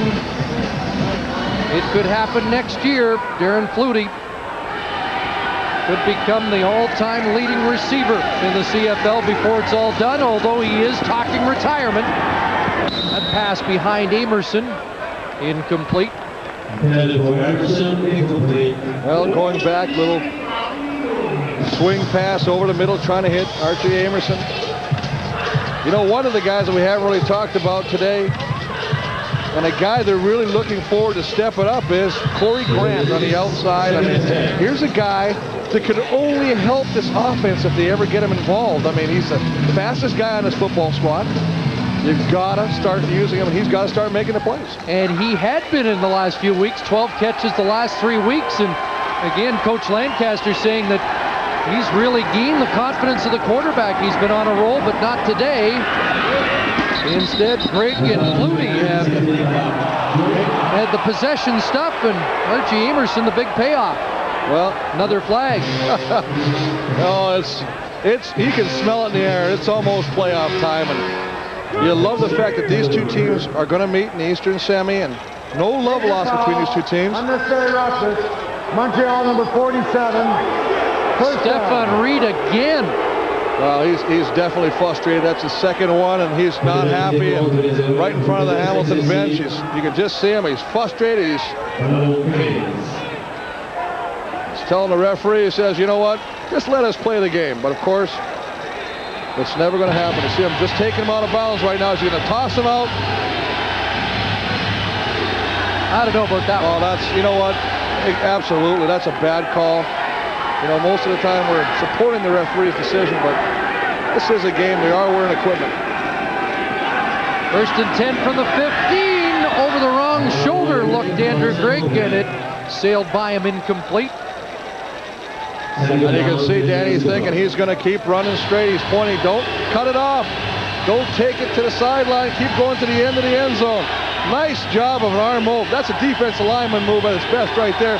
He gets out there, but that fraction of a second he lost swimming the defensive back cost him. Well, we've talked about Grigg's outstanding year, highlighted by his play against Winnipeg of interest, where he had 24 catches and over 400 yards against Winnipeg in 3 games. So he's been a clutch guy against the big teams. Second down, McManus in trouble, and down he goes. Arkell Trulak gets to the quarterback, Danny McManus. Just the 11th sack of the year against Danny Mac. Well, Arkell Trulak playing his 5th game. He can come. He's done a lot of this when he used to play for the Saskatchewan Roughriders. Fights off the cut block. The initial attempt is to bring his hands down for a quick release. Unfortunately, in that situation, if the quarterback does not get rid of that football and the cut is not successful, boy, that defensive end is going to have a free run at your quarterback, and that's exactly what happened on that play. 29-yard attempt. His first attempt hit the upright. And Osbaldiston is good, so 1 for 2 on a gimpy leg. And the Ticats now increase their lead to 21.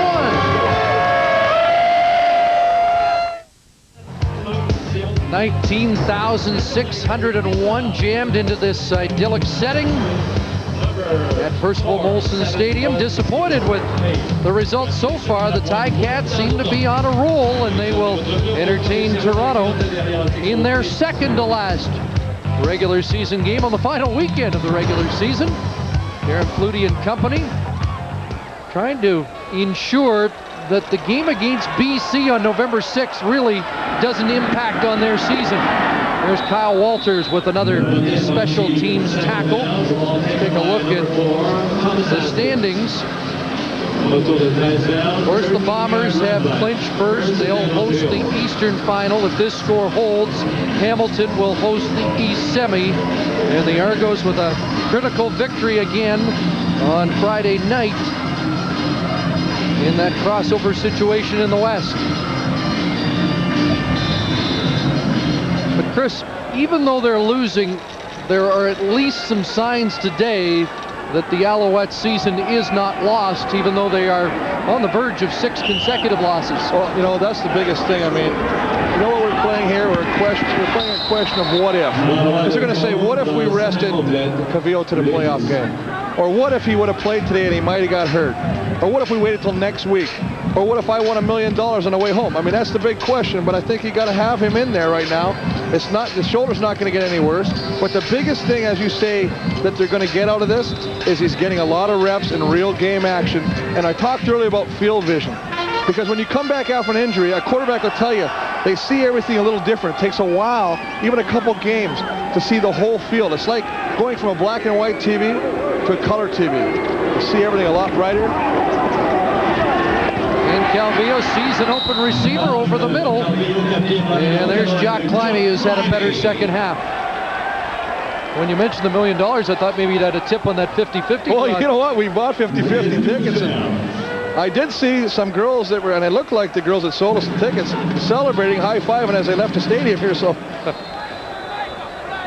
Well, there haven't been many celebrating here at the stadium except the black and gold clad in the one end zone here. And there is another sack of Anthony Calvillo. Chris Schelling, who's had a spectacular year, celebrates another sack, and for Schelling, it's his 8th. Well, that's unbelievable. The thing you got to like about this guy is Ron Lancaster says, you know what, they're not sure if he's going to make it to the next game. He throws his body around.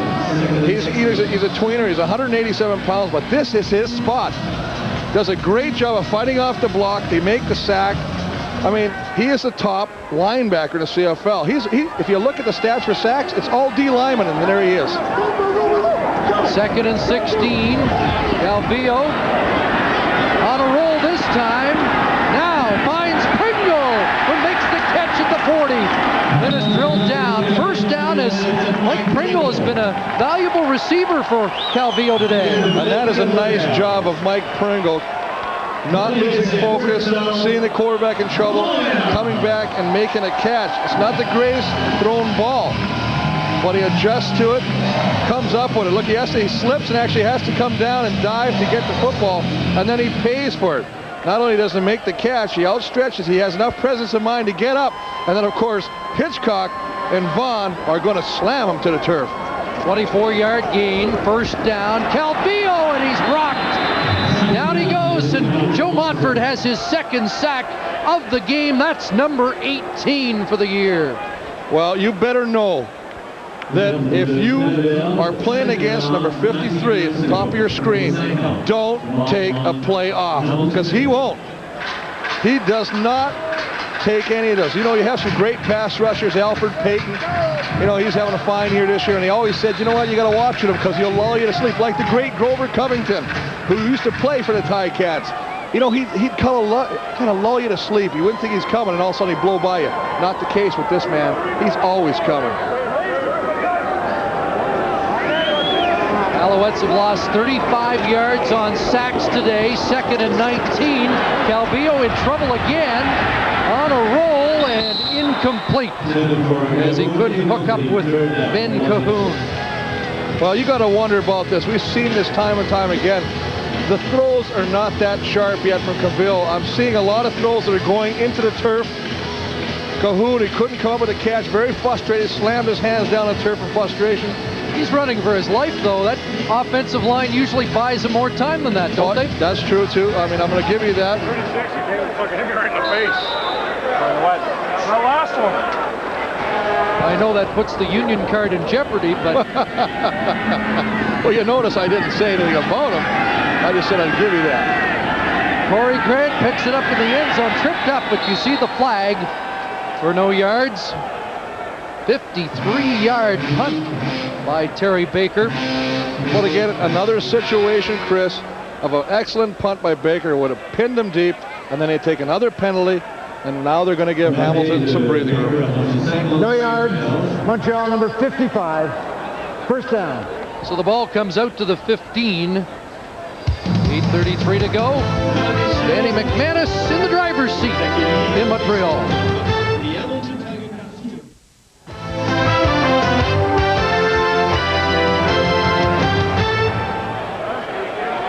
Well, the score has changed. It is now 38-18 as the Hamilton Tiger Cats considered the option, and instead of fielding the ball on the 15 and taking the penalty, they have declined the penalty, conceded a single, they get the ball at the 35. So a 20-point lead and a pass that Mike Moriali is unable to reach back in one hand. Incomplete. We should mention, Chris, the Alouettes have allowed 118 points in the last 3 games, and that's related to a lack of offense as well. But today, with the full complement back, 38 points have been scored by Hamilton. I think that's, there's 2 keys. One is they've been on the football field too long, and other times when they're playing well, that's great, but there's other times they're giving up just too many big plays, and that's being indicative today. I mean, Archie Amerson, Darren Flutie, you name it, Troy Davis. And Archie Amerson has another catch and another first down up at the 49-yard line, and he'll move the yardsticks in the right direction. Well, I tell you, there's some good stuff going on out there all the time, and the offensive line, they're just having some fun. I mean, they're doing a good job. Oh, here we go. 5-on-5. You just see him right now. Look at the time he's got. I mean, he could sit down in a chair and throw from there. It only took you about 3 plays to get back on the O-line bandwagon. First down. Davis. Okay, I'll give you the offensive line did a nice job there. Well, I tell you, and I really like, I mean, we haven't really talked about him since the first half, but Troy Davis has got those quick feet. Little stutter steps. He's got great lateral movement. We already saw him a couple of times making some nice cuts, but he hits the hole. I mean, he's right in there, full blast. You take a look at the good physique of Lambert. Well, with Davis and Amerson, 2 guys that weren't together in the Hamilton offense pre-Labor Day, they now feel they have that many more weapons, and it just makes every phase of the offense better. Even the bootleg by Danny McManus. You know, he pulls this out of his hat once every 3-4 games. You just can't. I guarantee you, every defensive coach is looking at that saying, should we prepare for that? No. Don't worry about Danny Mack. He's not going to take off with it. And he always does one time when you least expect it, but not for big games. You know, he keeps this up. He might get 100 yards in the season. 100 yards in his career. Came into the game with 68 yards rushing. They'll give it to Davis and let him handle the ball. And this is where they said Ticats just want to chew up the clock. They were timing him in the 40, and he wanted to fool around. They just brought the old egg timer. They just turned it over and said, whatever it goes, whatever ends up being first.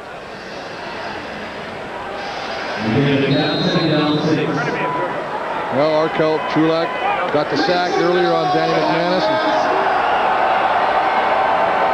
Newcomer Adriano Belli getting a chance to play. Very excited to be playing in an Alouette uniform, although not happy with the streak of losses. 2nd and 6. McManus looks for Flutie, and that ball should have been picked off. And Torrey Hunter unstraps the helmet in disgust. Well, just taking it toward the post. Little overthrown. As you say, look at disgust. Torrey Hunter, number 9, knows when you get the opportunity to get your hand on that football, you got to come up with a catch. It hits him right in the hands. He throws up the straps off his helmet. It's been one of those days, Torrey. You know what? You go back, you look at the film, you make the adjustments, you say, you know what? We'll see him again. It'll be the first 6-game losing streak for Montreal since 1986.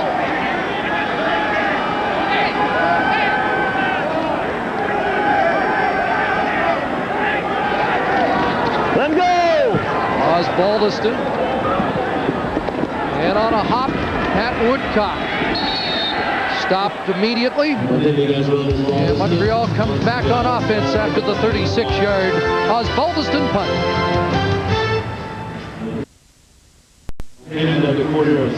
Well, after the first month or two of the CFL season, most of the nation outside of Manitoba, I think, was conceding that Montreal would likely be in the Grey Cup game at Olympic Stadium. They were cruising along at 9-2, but look at what has happened since. Well, you almost got to update that to 0-6 as well, but yeah, things are not going right. I mean, a lot of frustration setting in, but I think we've hit on this earlier. The fact that they've got 2 of their main guns back. Yes, the result is the same, but you know what? I would rather have them play now and work toward getting better as a unit again than putting them in a one-game situation such as the semifinal playoff. Because had this been that game, it'd be all over and they'd be going home and cleaning out the lockers. They have Edmonton next week and then go to Ivor Wynne for that semifinal. Here's Ben Cahoon with the catch, and he's up to the 30. A first down for the Alouettes. And the Alouettes can take some consolation. And again, we go back to it. Ron Lancaster very uncomfortable about the game November 6th. He sees no positives about having to play that game. And so Montreal knows it's going to be a short week for Hamilton in that semifinal. So there's still time to rebuild this Alouette season. Well, absolutely, as we just watched Pierre Berchevaux working in the pits against newcomer Larry Fitzpatrick. I mean, you can't take a play off that 14-year vet, Pierre Berchevaux, the leader of that offensive line. Got to be quite disheartened with what's happened. They've had team meeting, as you said. A number of them actually trying to regroup and change the flow of this downward spiral they're in. Larry Smith had Peter Della Riva come in for a meeting. They talked about the great Alouette teams of the past. Pierre Berchevaux played on a team that went 16-2 and was eliminated in the playoffs, the Eskimos of '89. So he knows the fortunes can change dramatically in the postseason. And look at Calvillo under the gun again as he is dropped for the 5th time in the game. There is a penalty marker in the Hamilton secondary. Well, it's going to go against the illegal Hamilton contact on secondary. receiver. Hamilton number 36. First down. Well, Jason Lamar with the penalty. Legal contact. Very fortunate because I tell you what, we just showed him Pierre Berchevaux doing a nice job on a play earlier against Larry Fitzpatrick. But boy, Larry Fitzpatrick come through that time and laid a hit on Pierre Berchevaux. Just little arm over. Gets under there with help from Gonzalo Floyd. 1st and 10.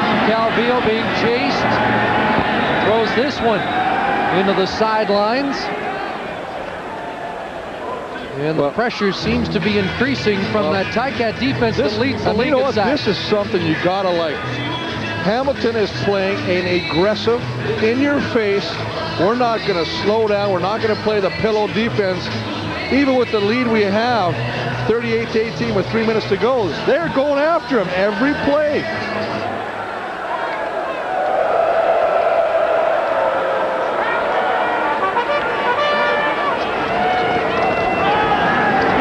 Calvillo again, and down he goes, and that is the 50th sack of the year for the league-leading Tiger Cats. Jason Lamar celebrates the moment.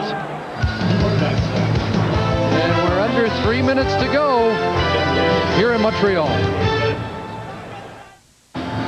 Well, I tell you what, this is a great stunt. This guy right here, Jason Lamar, is going to run a little stunt. Coming outside, 53 is going to run in there. It's a beautiful job. Again to the outside, running a little tactic. Again, another example, Chris, of not sitting back and playing in-your-face football to the final whistle. Roy Grant with the punt, skips away from a couple, but is hauled down by William Loftus. And after a 37-yard punt, Hamilton takes over again. Need new brakes? Get certified brand premium brakes installed and save up to $40. Guaranteed for life. Only at Canadian Tire, Canada's auto service store. Well, that expression says just about everything. Like Pringles working his way through another tough afternoon.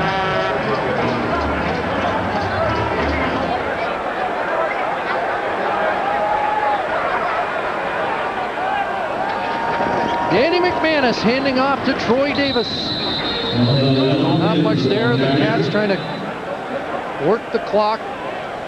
Again, we'll have Hamilton and Toronto next week as the Argos play their final game and try and cap their bid for a playoff. Dan Gonzalez warming up on the sidelines.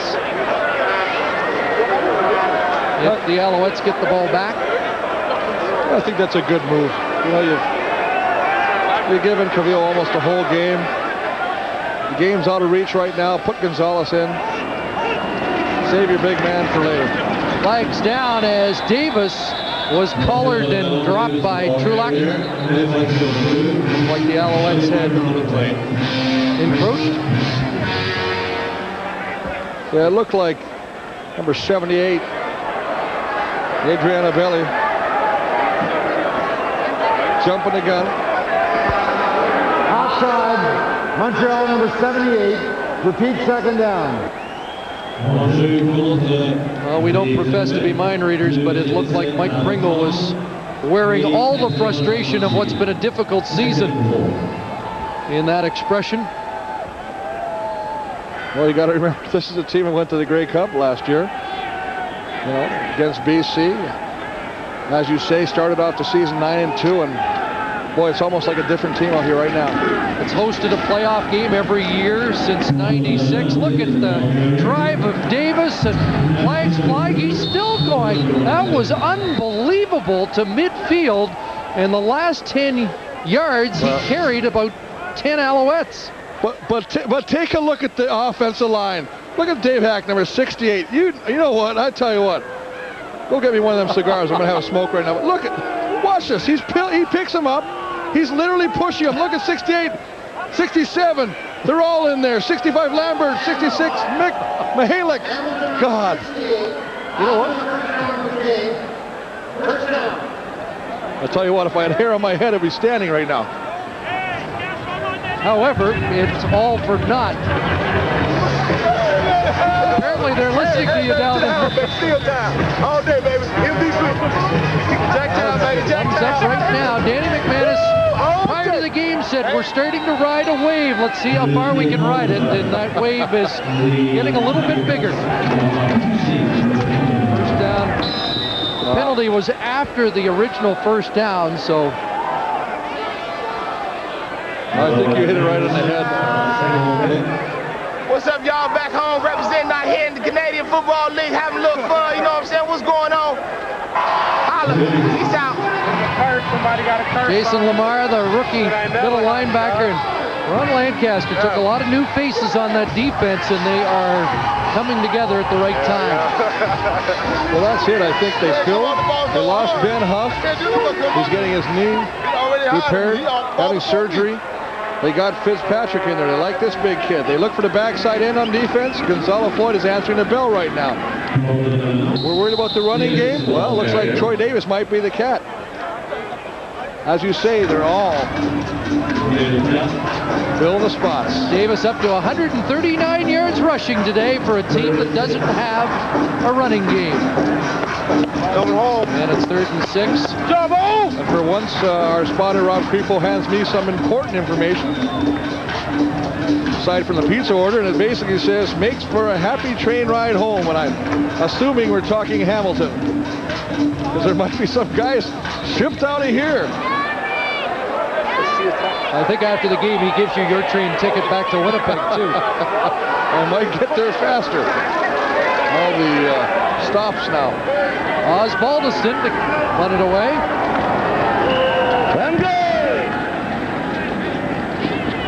Haskins on the bounce.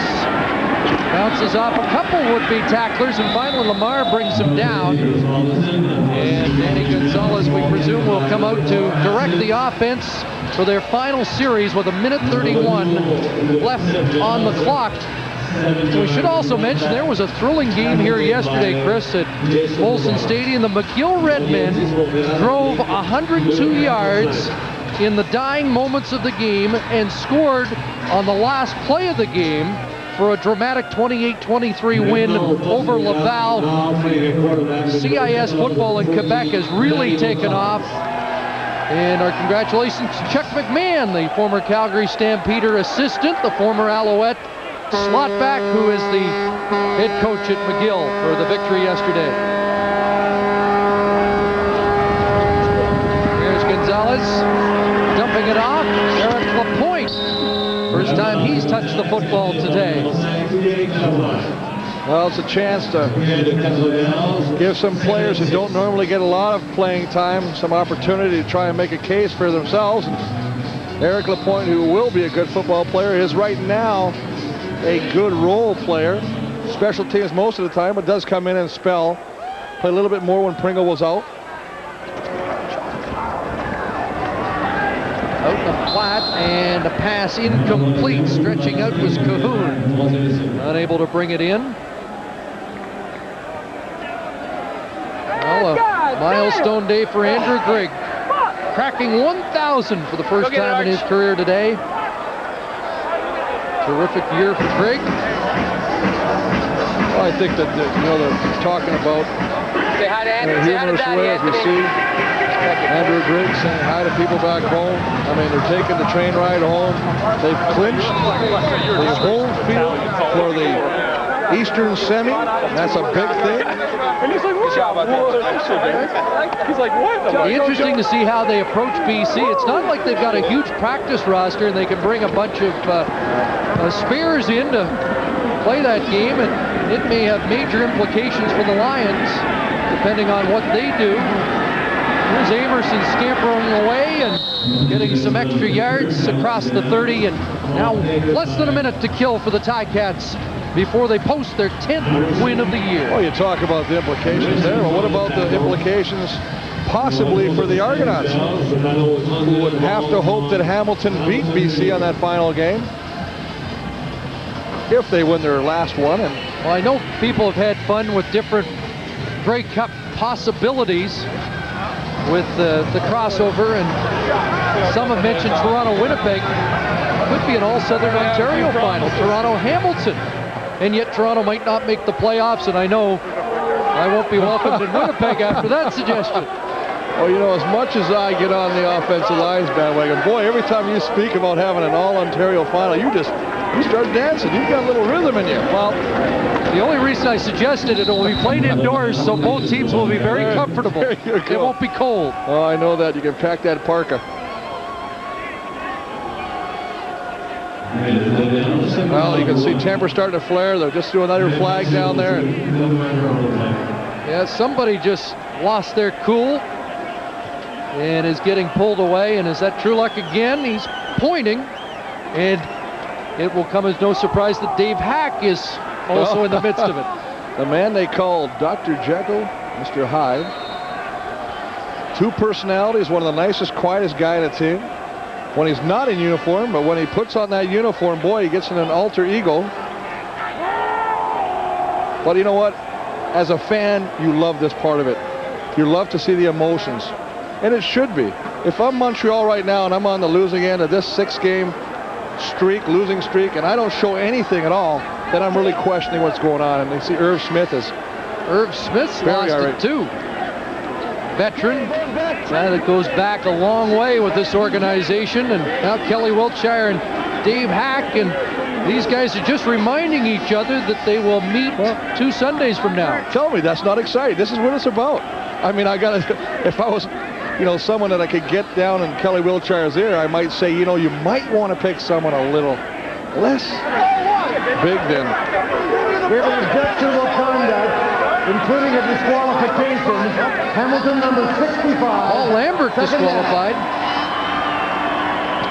Looked like from some of the gestures that somebody may have hoped denied. Well, but did you see his jersey when he walked off? Blood. That's how you get judged if you had a good game. You come into the locker room with a clean jersey, unacceptable. Well, Irv Smith may not be long for this game, but then again, less than a minute to go. We've updated the standings, and with Hamilton winning 2 of the 3 meetings against Montreal, even if the Alouettes came back to tie them in the standings, the Ticats get the home field.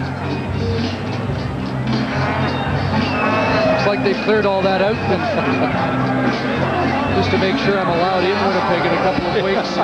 We are just talking about other contenders because I think it's obvious who the Grey Cup favorite is based on that terrific win streak that was snapped finally on Friday night.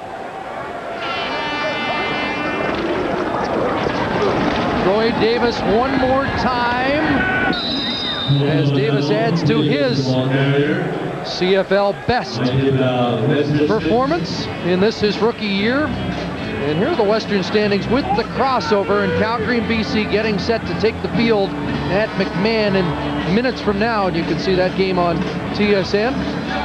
You think Toronto will be hoping for a Calgary victory? That would get them very close to that wild card spot. They can't clinch today, even a BC loss. They'll still have 2 more games. Well, again, BC having that game as well as Hamilton in hand, they have to make up. And November 6th. Here's another possibility. Hamilton will get a chance to maybe impact on the Argos' fate in that last game if it's not settled by November 6th. That punt hit the official. And Uzika on Davis will get a little reaction. But you got to finish the game, and I think that as a referee threw that flag, I mean, they've got to get control of this game, as we say. It's getting out of hand a little bit right now. One of the first times we've seen the ball actually hit the referee. Maybe he threw the flag on himself. This is maybe the longest final minute of the year.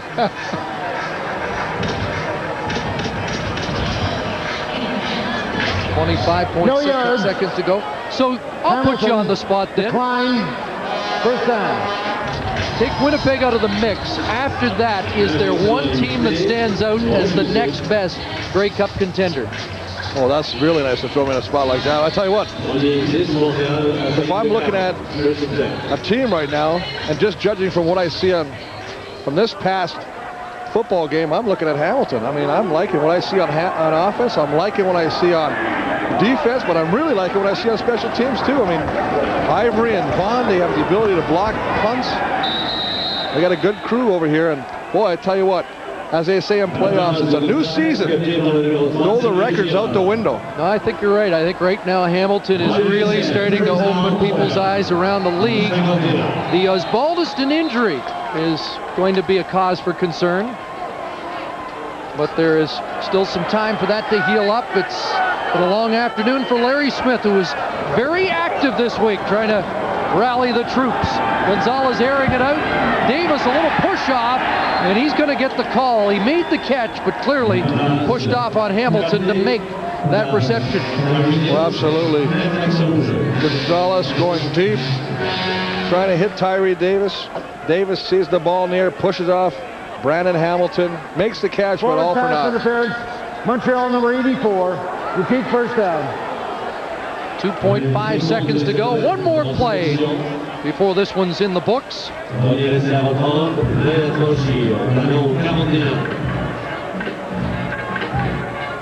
Ron Lancaster's squad evens its record on the road at 4-4. Fifth win in 9 decisions against Eastern teams. They were the last team to beat Winnipeg prior to the Bombers' loss. On Friday, here's another pass towards Davis, and that will do it. No flags, I don't believe, and this game is over. Ron Lancaster's team with its best offensive effort of the year, and will join Mark Lee. Thanks, Chris. Here's Danny McManus, who threw 3 touchdown passes today. Danny, that gives you 185 for your career. It ties Russ Jackson for 10th all-time. But more importantly, it looks like your team is peaking at the right time. How do you see it? Well, we got the wave going right now, and we're just trying to build it up as high as we can, then ride it as long as we can. This was a big game for us. It gets us a home playoff game, and the fans of Hamilton deserve it. And we struggled at the beginning of the part, but right now we got some things working on all cylinders. We just got to get better the next 2 games. Does this take the pressure off you to play that BC game when you've got 3 in 9 days? Well, that'll be up to coach. I mean, that's a tough week of playing football, but we'll go for whatever they say and do however coach wants to play it. Danny, thanks for your time. Great game. You're welcome. Thank you. Danny Mac and the Ticats win big here today.